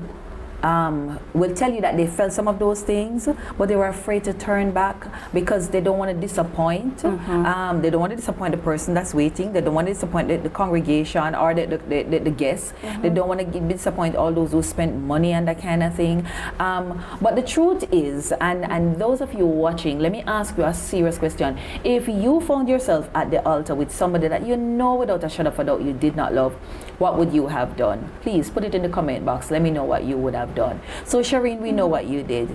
You did not run, but you said, I do. I took the plunge. At the time, well, I know you said you knew that something was wrong, but you still went for the plunge. What was life like after you got married? I tell you this, right before I got married, I asked the Lord. I tell you, I may have been far, but I wasn't very far. I asked the Lord, I said, Lord, show me all the red flags. If there are any red flags about this man, just outside of his religion and whatever, just show me all the red flags. Simone, the red flags came in. One thing about our God, you know, he's faithful, you know. Yes, yes. You ask. Yes. You see what the word of God says? Ask. Yes. Oh gosh. Ask and it shall be given. Seek and you shall find. It's no joke. Yeah. It's the real deal. One thing I can tell you, our God is faithful. You ask him, he will respond. And he showed me the red flags, and which is why going down the aisle, it was such a panic. Right. I woke up the next morning being a married woman. Simone, traumatized. I'm looking at the man next to me and I'm like, oh my God. This is supposed to have been my friend for how many years? But I was like, oh my God. Yeah. Shireen, what did you do? Oh my God. What did you do? And we woke up in the morning and we're staring at each other. And I'm so timid. I'm looking at him and I'm like, morning. But how long were you courting for before you got married? About, it would have been about a year and a half. Okay. Yeah, it would have been about a year and a half. Yeah. And I was like, well, Shireen, what did you do? Oh my God. You know, instant regret came over me, but I'm that person, you see, if I make a decision, you're gonna stick it out. Even if I have to suffer, I'm gonna stick it up. So I made up my mind, Lord, I said, then this is what I chose, this is what I'm going to live with. And I'm like, Lord, this is my decision. You know, this is what I made up my mind to live with the situation. I can't tell you that I really know what married life was like, because really and truly he was hardly there, because he worked at sea. He was a marine engineer. So for the majority of the year he was at sea. So most times I was home by myself. So we had a plan. We said, okay, we're going to design a plan where he can come home more frequently. So I went to go get my master's degree. He went to go do his chief engineering license, which means he would have been away even longer, because the 3 months at a time that he would be at home, it was now spent at school. So it was more time away. So each time he came home, it was like a new person. And I'm like, oh, honeymoon, you know, because we really didn't get to right, and we didn't get to spend that much time. So it went on like that for a while, and then the next thing I knew is that things started to get awkward. We had a plan. So the plan was to go back to school. When we ended school, we'd go and we'd get our own home together. And then now I said, all right, you can ask me about babies after that, right? So remember, you know, the whole point of me getting married, you know, because we want husband and baby. Here it is now. He is thinking about children, and I'm like, all right, so here we're going now. I'm not bringing any children into any rent house. My parents didn't do it. I'm not going to do it. Each generation needs to be better. He agreed. One particular morning, I remember, well, not a particular morning, I remember all of a sudden he started asking me now about children. And I'm like, so we didn't have an agreement, you know. Remember the plan? Cause this girl, she writes everything on paper, plan her life on paper. But because I feel like sometimes God has a sense of humor with the wiping. But you know, But you know, you plan, you know, and that was me. And so I'm like, why are you straying from the plan? But he kept getting insistent, and I didn't know what that was about. The last time he came home, I was about to do my thesis at the time, and things were really rough and intense, and health problems. The moment I married him, I started having health issues. Wow. The very same month, like serious health issues. Wow. Yeah, and my health just kind of declined, like was on a steady decline from that, and I couldn't understand it. I mean, literally the same month.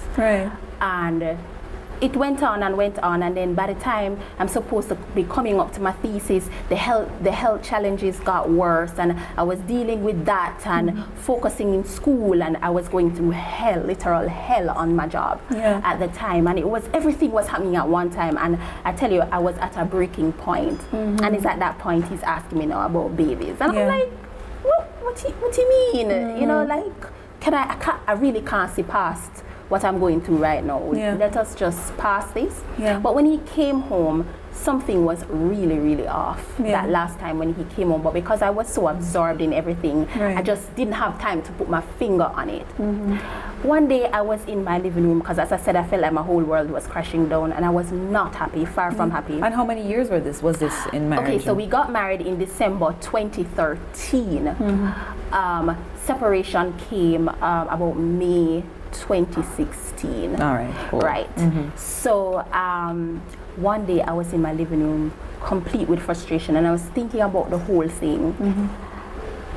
And I just started to bawl like a baby. And I remember sitting in the settee, and I was just bawling, and I just started pouring out to God. And I just started to repent. I remember that day so clearly. I just started to repent. I said, God, I repent of making this decision independent of you, even though I asked you for red flags to show me. You were faithful, you showed me, and I was disobedient. And I said, God, I repented of disobedience. And then I said to him, I said, Lord, but at the end of the day, you're a God of covenant, and I know that. And so I'm already married the man already. And I know how you feel about marriages. And I said, whether or not this was the person you had for me, the reality is I married him already. So I already told you that I'm going to stick to it because I made the decision. But if it is your will that this man comes to my side, let your will be done. But if it is not your will, still let your will be done. Simone, I kid you not, exactly 2 weeks after, we made arrangements to go and travel out of town, to spend some time to get to know each other, because we were going through a rough patch. And I was at work, and I was leaving work the Friday afternoon, and I said to him, all right, I'm on my way home, but I'm just going to stop by the nail salon and then head home. And he said, okay, honey, I'm here waiting on you. I was at the nail salon for less than 2 hours. By the time I got home, I opened the door, said hello, and heard, oh, my voice echoing.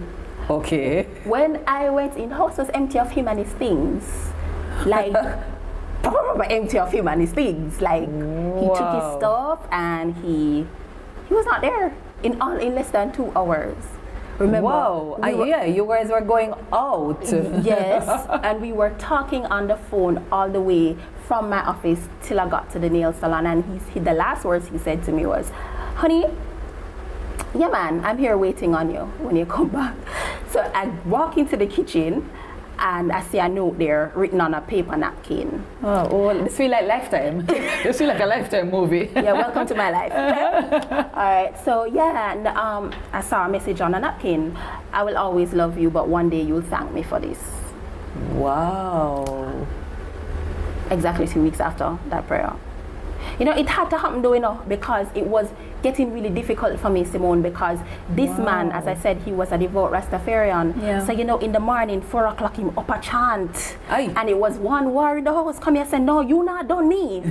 You don't bring that in my bedroom. You can go in the study with that. So while he's in the bedroom, he's in the study chanting, in the name of Jesus Christ, I'm there and I'm pouring out. So you were not a Christian. You had backslidden, but yet you're saying in this case, you were now busy praying and seeking the Lord and a rage war. Because I felt like marriage is what was supposed to bring me back now to Christ. I said this would help me get my life right now. So now that I'm married and everything now, I said, God, may I come back to you. And in that day, when I repented before the Lord, I recommitted my life to Him.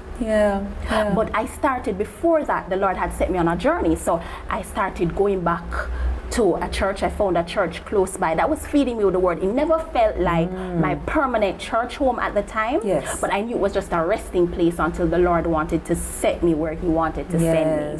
So everything worked out in perfect timing after that. But I said, the man now got done me with them chant the way my chant. I'm like, God, you are the true and living God. How this man felt? I mean, he was so diligent. Every morning at 4 a.m. he was up chanting. So the 2 different prayers going down in the house, going on in the house. So, it was a lot of warfare. All right, guys. So this could be, I doubt this one was in 2020, but it kept doing well. You kept commenting and watching Camille cook. Guys, yes, she's the sister of Dudu's cook. And for this one, I really want to ask a question. Can anything good come from the Cook family? It's related to that passage. Can anything good come from Nazareth? That's what they said about Jesus. And we know he's the savior of the world. So Camille came out and she shared her story, her truth, of course, and how she got saved. Let's hear what Camille had to say about her time behind bars and how she came to know Jesus Christ as her personal Lord and Savior. So your dad was Jim Brown. Yes. And I guess everybody know him as Jim Brown. Well, when you look within the media, Jim Brown was one of those notorious persons. Yes. When did you know that your dad was known to be notorious, and I think he was one of Jamaica's most wanted? Yes. How did you deal with that? Well, all right. Basically, let me tell you something. Separate apart from the life that they say about daddy, daddy at home was always daddy. Yeah. So it's like the Jim Brown is when you go out, you hear about that side of daddy. But at home, daddy is just a family person, just daddy. Yeah. Very principled, very principled, very stern person. But his life outside, yes, we knew it, but he never take it home to us. It's most like when we would go downtown, you know, people that say, boy, your father this or your father that, or the media, like if anything come up, you'd see the big writing up in the media and so forth. But he has always taught us never to be ashamed of the family lineage that you come from, because he always teach me this. You did not choose which family to be born in. That comes straight from God. So it's nothing to feel embarrassed about. Wow. So it as younger siblings, sometimes people really pass some harsh one, you know, drop some real hard word, your father a murderer, even going to school. We had that challenge that we in persons catch up over it, because people like your father a murderer, your father a killer, this, that. But I've always executed like, you don't know nothing about my father, because even though you talk the life that you started to live, you wonder. Yeah. Jim Brown pitting them, people is like, them pitting are full of manners, them pitting are full of etiquette, them just different, because he taught us well. Yeah. He and mommy did a great job with that. Awesome. Were they married? No. I don't know if you, by chance, being the girl, did you ever get a chance to see your mom? How did she deal with that? I just want to pull her in a little. How did she deal with the all of what persons had to say and that kind of thing? I can tell you that my mother did a great job. Yeah. A very, very great job with being with the man Jim Brown, dealing with family life, dealing with children, and all of that. She did it great. She really did it great, because she stood with us. Yeah. She taught us. She was the mother that keep putting in our ears, listen, keep positive no matter what people say. Yeah. Just keep positive. Remember now, Sandy, Leighton, you have to come out. Yeah. You have to do what you have to do, but don't listen to what the people say. People is here to just tear us down, but listen to me. You see, the life that you live, it speaks for you. Don't argue with people. Don't go out there and fight with them over your father's situation. Your father's life, let him deal with that. Yeah. She have always taught us that. That's so amazing. And I'm sure many listening don't know that side. No. And you know, it's funny because the media portrays one side of us and they leave out the other side, but we are a whole human being. The media over the years, I've learned the stigma. Yeah. And I've grown past that, because it's like, don't care what good you do. Yeah. Just because of who your family lineage is, they use that. Yeah. It's one of the first things always to come up. Jim Brown this, Jim Brown that, you know. So we have learned, even though people sometimes you have been pushed away. Yeah. Sometimes you have been spoken down to because of the family lineage, people speak about you in such a way. But as I tell you, the teaching that we have received was extremely great. Yeah. It's like we were prepared. Yeah. We were prepared from a younger age to deal with criticism. Yeah. Yeah. That's one of the things that I know my mother really prepared us for, because the tear down, the whole critics, she's always like telling us, listen, words are powerful, but don't let it break you. Don't let it break you. She always tell us, don't let it break you. Just keep focused, do what you have to do. Don't argue about your father thing. Let your father deal with his thing. Yeah. You know, but Jamaica is always stigmatized, even now. Yeah, it is. Even now. It is. Do you remember any particular incident that you had to deal with that probably really broke you? I remember going to Arden one morning, Monday morning, we had devotion, but over the weekend, my father came out in the paper as wanted, was to turn itself in. Yeah. And while in devotion, you have a little girl that she took the star to school. She carried it to school. Yeah. And, you know, she was just there, like running it in the devotion line. And I stand there and I watch her doing it. So it's like everybody is like, you become the center of attraction. I became embarrassed that morning because it's not really what you want to see of your dad, but it's how she came about it. Everybody was looking around, and her father this it, you know. So after devotion now I went to her, so I said, what are you doing that for? You know, she started to like bully me up, so we catch up in a fight. You beat her? Yeah, beat her up badly because, you know, we catch up in a fight. I went to the office. When I went to the office, like, they gave me a suspension. Anyway, upon that, I found my father. I went straight down by Tivoli to my father, and I said to him, Dad, I got suspended. And he asked why. So when I tell him, he said, Sandy, talk to you about it already and you still.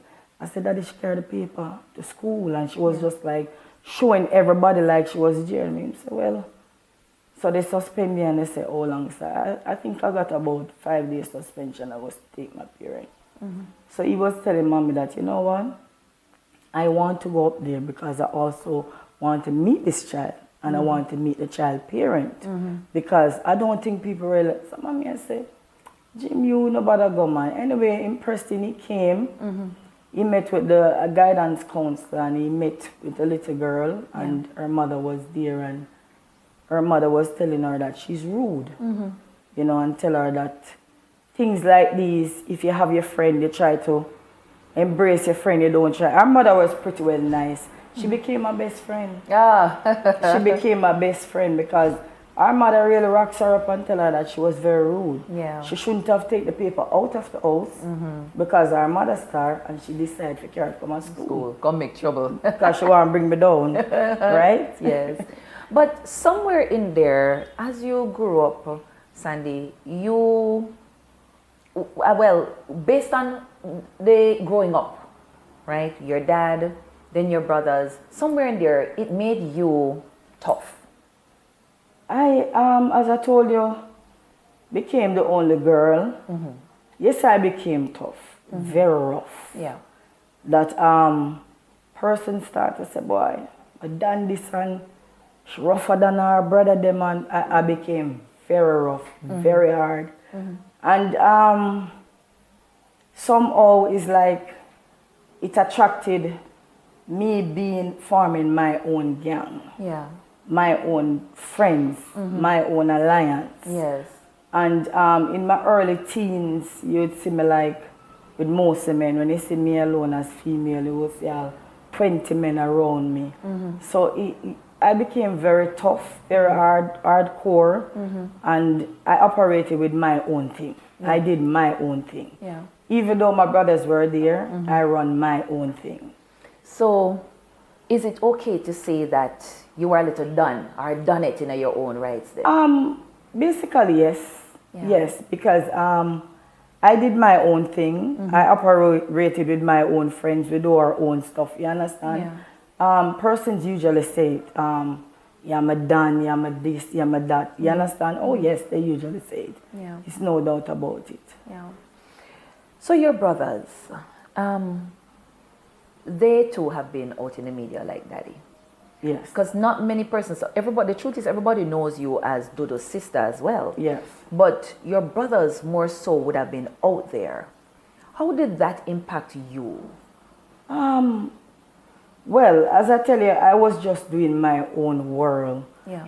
But it drew a lot of attention because knowing who you're related to, boy, a Dodo's sister that, you know, a Liberty sister that, you know. So, you know, it had a great impact that persons would look up to you as so. Yeah.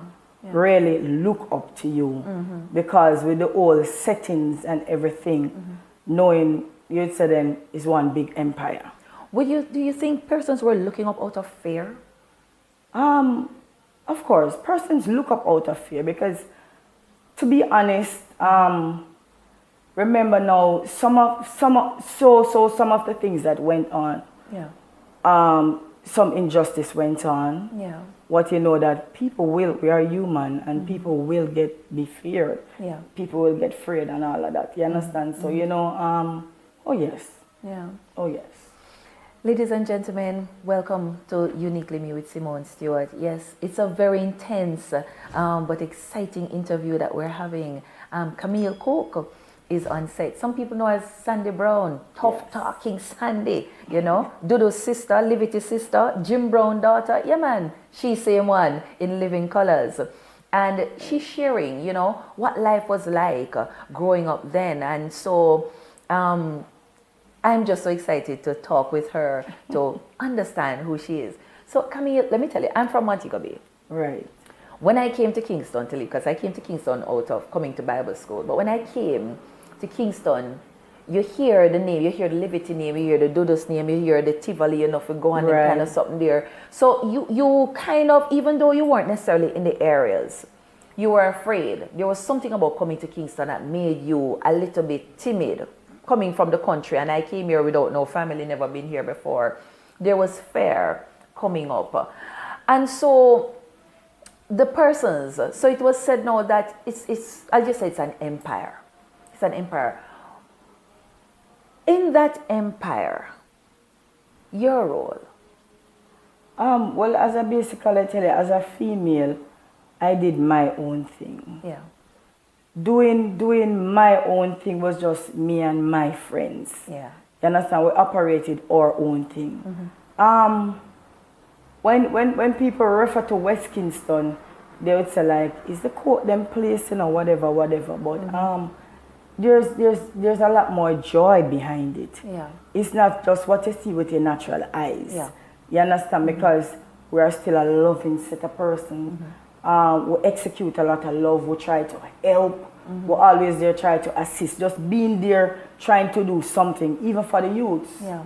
Yeah. You know, we always try to encourage youths. Listen, it's more than what you just see with the natural eye. Yeah. Because, you know, as I tell you, persons just stigmatize Tivoli with one thing. I be a bad man down there, I be this. We try to encourage you to go to school, get an education.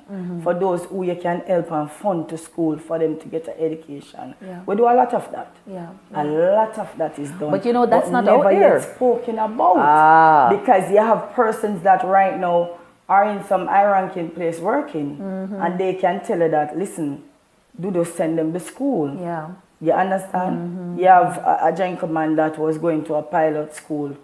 He helped him to go to that school. Yeah. You know, but it never yet spoken about. It's never spoken about. No. It's the fear, as I said, that I keep, because that's usually what you hear in the media. This is my last question for this section. What was it that made people fear you guys? I think the fear came in after all Jim Brown. Yeah.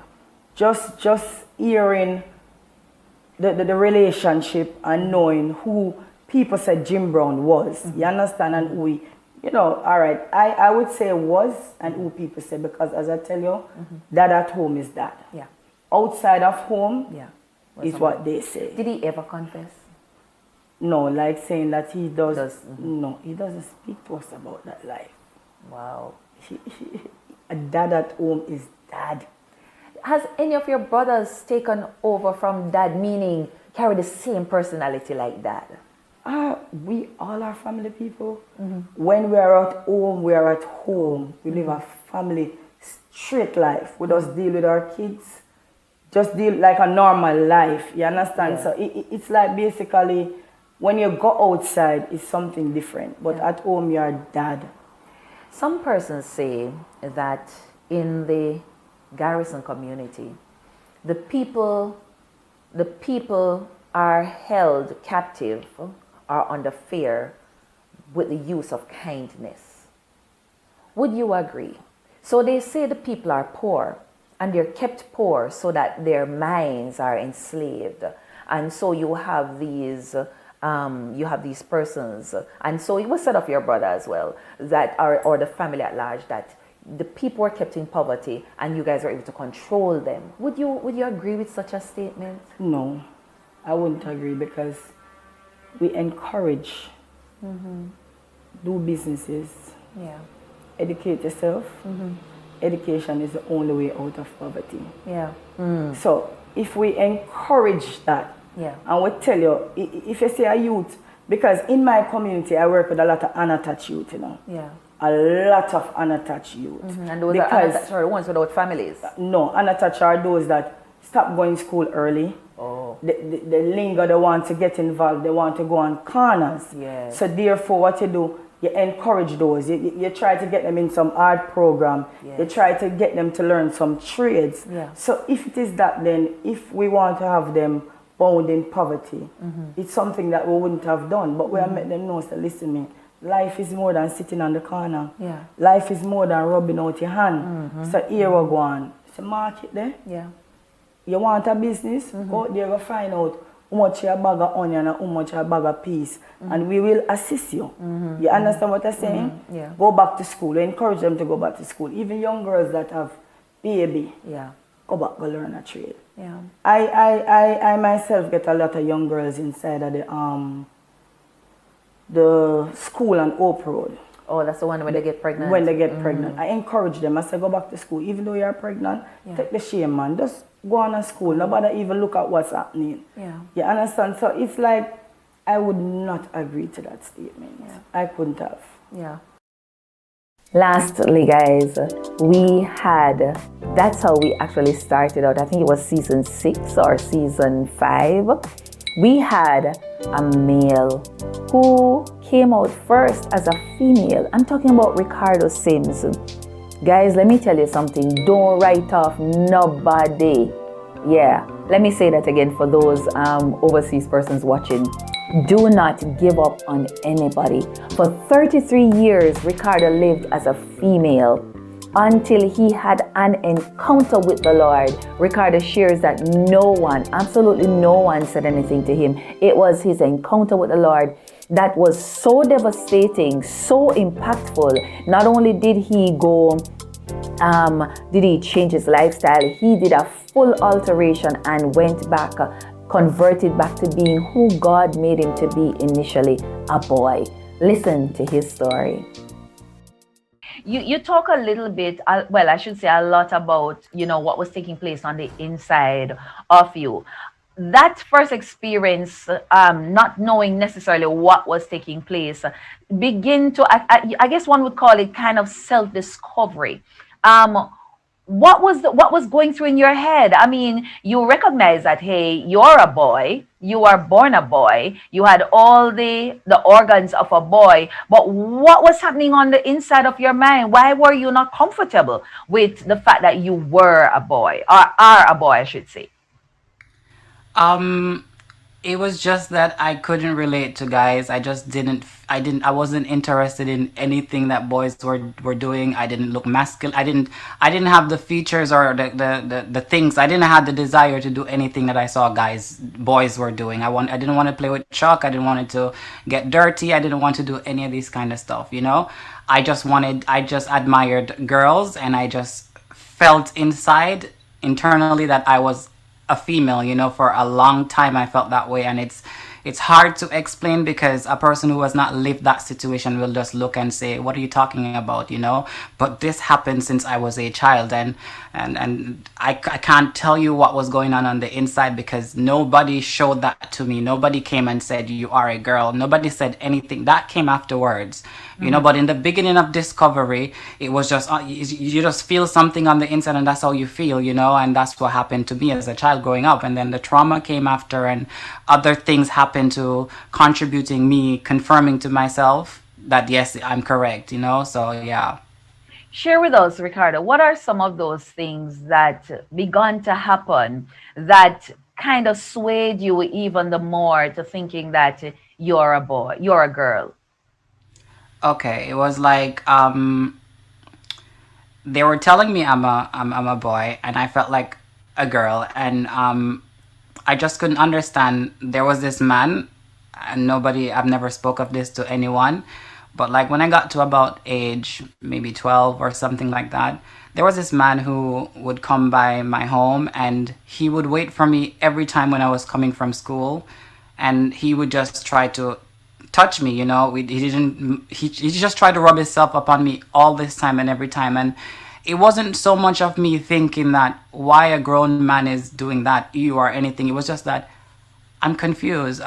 They say I'm a boy and man loves woman, so why is it that this is a grown man and he likes doing things like this? So this means I'm not the only person, and it means that, okay, I didn't know what gay meant at that time or anything. I just still believe that because a man shows interest in me and people said to me or say, you look like a girl, you speak like a girl. My mom even wanted a girl child. So all those things that was spoken over me and all those action that was done to me confirmed to me and really made me believe that I'm actually a female. You know, I wanted to bring your mom here, you know, at any point in time during those early years, did you voice it to her? Did you say anything to her, or did she say anything to you that made you feel uncomfortable or kind of increase the confusion in your mind? No, the one thing with my mom, I wish she was here to really, for me to speak to her like this and explain to her, because I know this, my life and my whole situation, I'm sure it had to be a difficult thing for her, but she never showed that to me, and that's just so amazing, you know.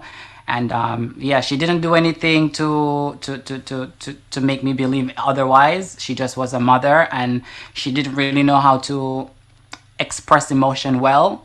And that's how it is, you know. And so I never got to share really who I am. So she never got to see any of this. Yes, she eventually figured out as I got older that, okay, this is whatever. And she would tell me about God and stuff like that, you know. And I would just live my life because I'm like, you don't even understand what I'm going through, you know. And I will get angry sometimes, you know. And sometimes I feel so hurt right now for the anger that I gave to her without not understanding that she don't even have the answers to give to me, you know.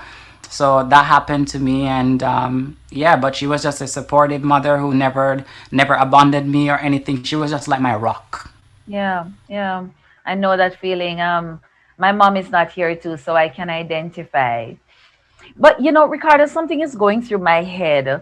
That how does yes, so for me, and I'm sure for many watching will not understand what do you mean that, you know, you felt like a girl, because what is it that boys do different from what girls would do? Is it that when you said you felt like a girl, is it that on the inside you felt that your body should be different, you should have long hair, you should have boobs? What was it? What was going through your mind? You know, how does the thinking of being a girl, what is it? I didn't want anything to do with my body parts. I didn't care. I didn't want to look at it. I wasn't interested in it. I just didn't care about that. It made me feel like it kind of made me very, very, very depressed as a child because I didn't really understand what was going on because I was just still confused. How is it I'm feeling like this, God, but why is it they're telling me otherwise? But why am I feeling like this? Why did you make me to have this voice? I don't understand, God. I used to pray to him as a child. I remember going on the top of my roof and I will stay there for hours trying to figure out what's going on, God. Like there is too much, you know, and yeah. Yeah. did at any point in time, so as to, get rid of what was the confusion in your head, did you try having a girlfriend? Did you try doing stuff with girls like a boy should? Yeah, and that's the sad part. That's how the devil works. And I know God says we should love whatever. That's one person I don't love, and I hate him like poison, so that's the only person I ever hated, and that's because, yes, there was a time when there was this girl who I liked. I don't know if I liked her, I don't know if I liked her as a girlfriend, but I know I liked her. I like going to see her. But part of me going to see her was because I wanted to see another guy that was living next door to her. So you see, my whole entire life was just bombarded with confusion, Here I am with this girl that everybody likes, and I think the girl likes me, and there comes her neighbor, which I don't understand. I just couldn't understand why I like him now, But I wasn't interested in the girl like that, but I liked her, but I don't know in what way I liked her. But because the guy who came liked her too, but he also liked me. So you see where that can be very much confusing, because again, a boy should love girl and a girl should love boy. And if I'm a boy, according to the world, and I'm feeling like a girl inside, why is it still boys are attracted to me? Why did this heterosexual boy who likes the girl that I'd probably likes me too? See, it's just confusing, So those things contributed to me really believing that I was a female. Yeah. So when did that first act of acceptance came, where somebody else accepted you and you decided in your head, I'm making a decision, this is who I am and this is where I'm going? Well, it wasn't because I was accepted by somebody. It was like more so I got introduced to other people like me, and then that's when I realized I'm okay because there's other people like me. Come on, I'm okay. God did this, because look, there's somebody with my story. It was because for like all the way up until my 12, 15, 16 years old, I didn't really know that something else like other people like me existed, So for me to find that, it was confirmation to me that yes, I'm okay, and this is true. I'm okay regardless, but this part is just not okay. Thinking of it now, So yeah. So you became what we call, or what former bio, Kerry Glamour. How did Kerry Glamour got birthed? Well, to be honest, I don't know. I started off with a fake name because my name was Ricardo. So I was looking for a name that separated me completely from Ricardo. So I originally called myself Kevin, which I started as Kevin. So when I met other people and they started saying, oh, you look so like a girl, or you look pretty, whatever, and they started to do stuff like that, I said, it's not Kevin, it should be Kerry. Then it started to be Kerry. And then as I grow older into this community, I started to go to parties and started to hosting parties, all this my family had no clue of. I was just living a whole complete separate life, and because I looked the way I looked, and because I love fashion, and I bring fashion when I was bringing fashion to the community, people liked me, so that name stuck on me by that name was given to me based on because of how I looked and my fashion. I always wanted to be put together. Yeah. You spoke in one of your videos about the fact that a number of persons whom you were surrounded by, friends and that kind of thing, who accepted, I guess there were persons of the same lifestyle, started dying. Or is it that they died naturally, or is it that the fact that we are a homophobic society here in Jamaica, they were being murdered? What happened? Because somehow, as I listened to you, it seemed to have been what scared you, for want of a better word. Is that the case? What happened? What was taking place? In Jamaica,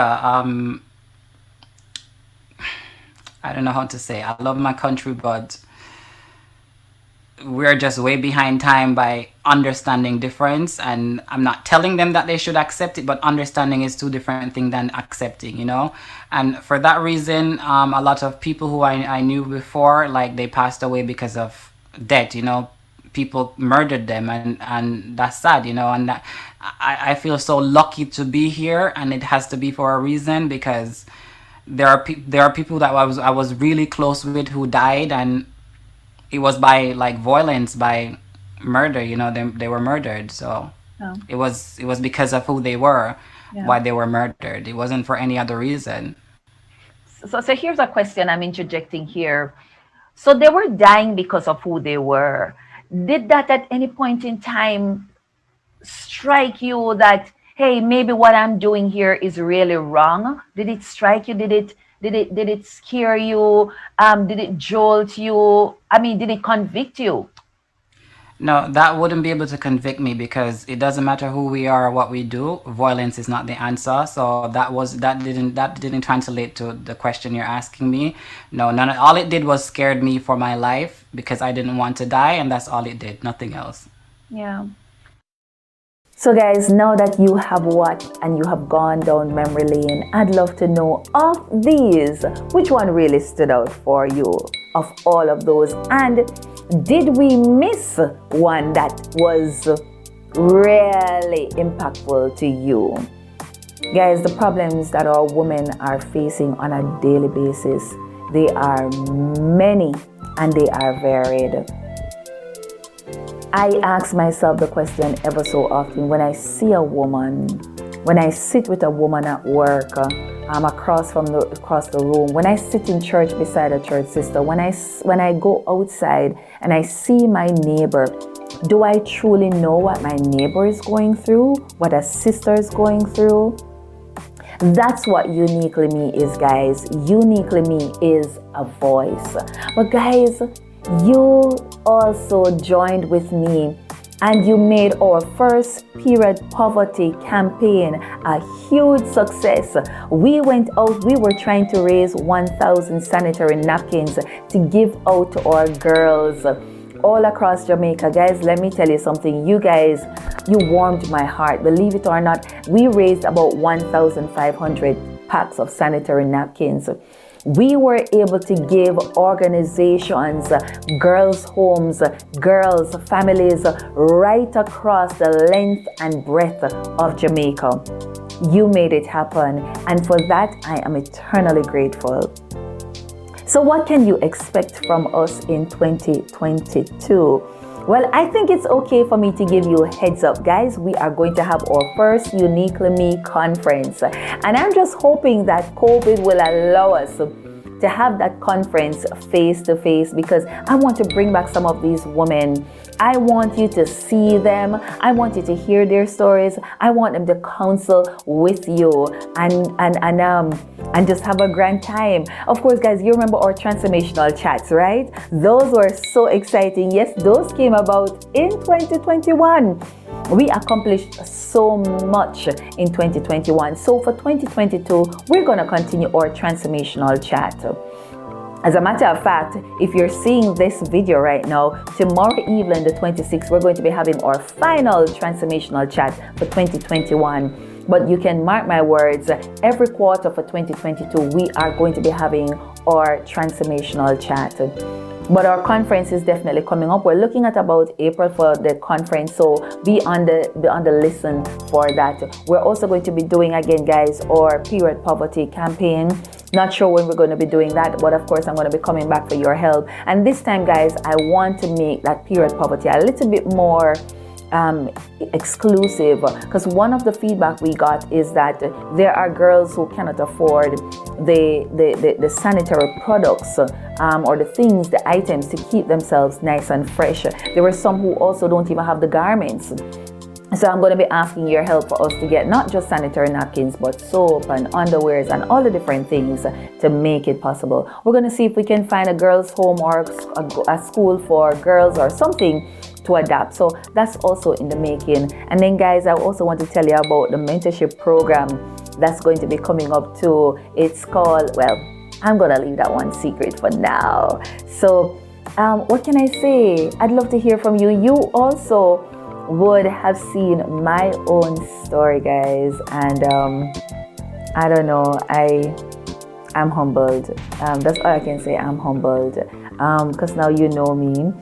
Now you know my story. It's out there, you know. It's out there. But what do I say? Uniquely me is uniquely you. And just in case you thought I could not identify with what you've been going through, now you know. I do understand. Guys, I'm eternally grateful to the Lord. God has made this platform possible, and He has caused this dream of mine to become a reality. It has entered your homes, and many of you look forward even after evening in terms of the Saturday evenings to watch this amazing program.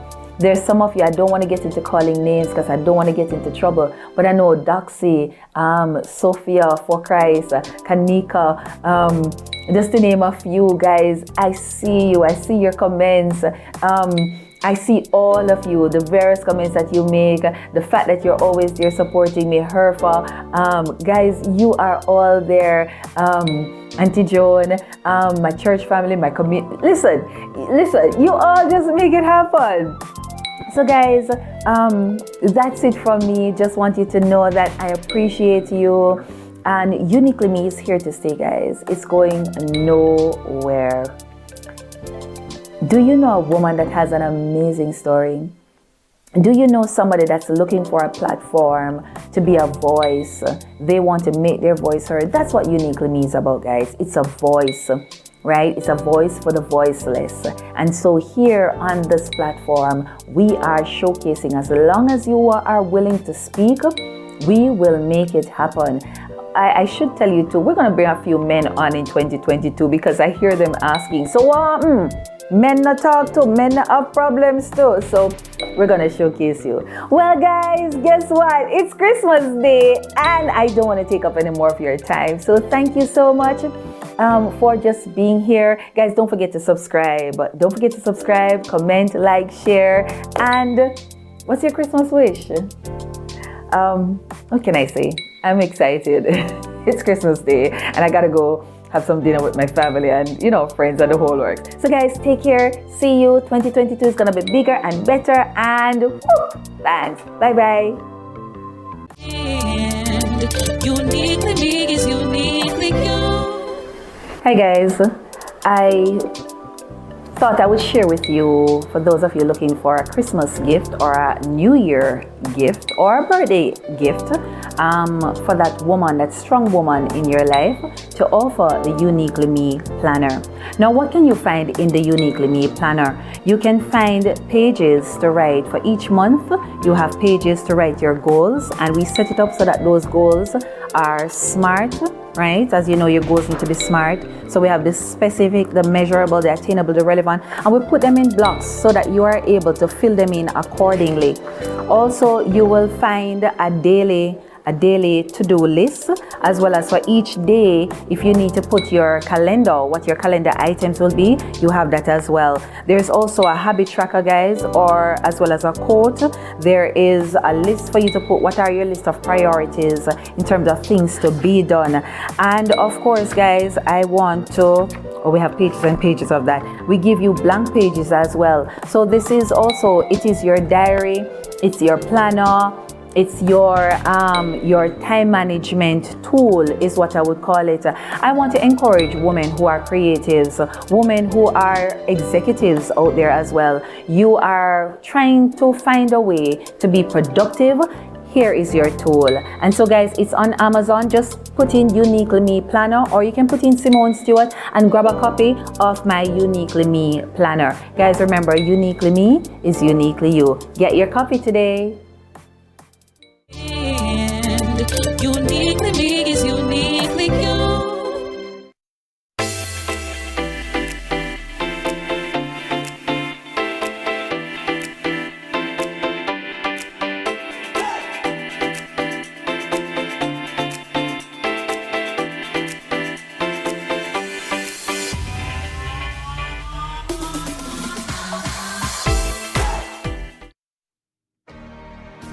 Who am I really?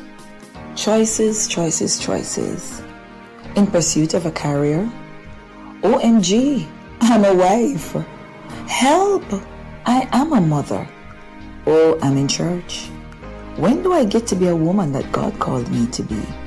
Uniquely Me covers the acrobatic endeavors of every woman to balance the responsibilities of being a mother, a wife, a professional, a church leader, a friend, yet still maintain her identity. I too am a mother, a wife, a trained minister of religion, a banker, an entrepreneur trying to balance the many hats that signifies my role. My book will help motivate and empower every woman who is really unique in her own way. Grab your copy today on Amazon because Uniquely Me is uniquely you. Thank you for tuning in to Uniquely Me with Simone Stewart. Remember, Uniquely Me is uniquely you.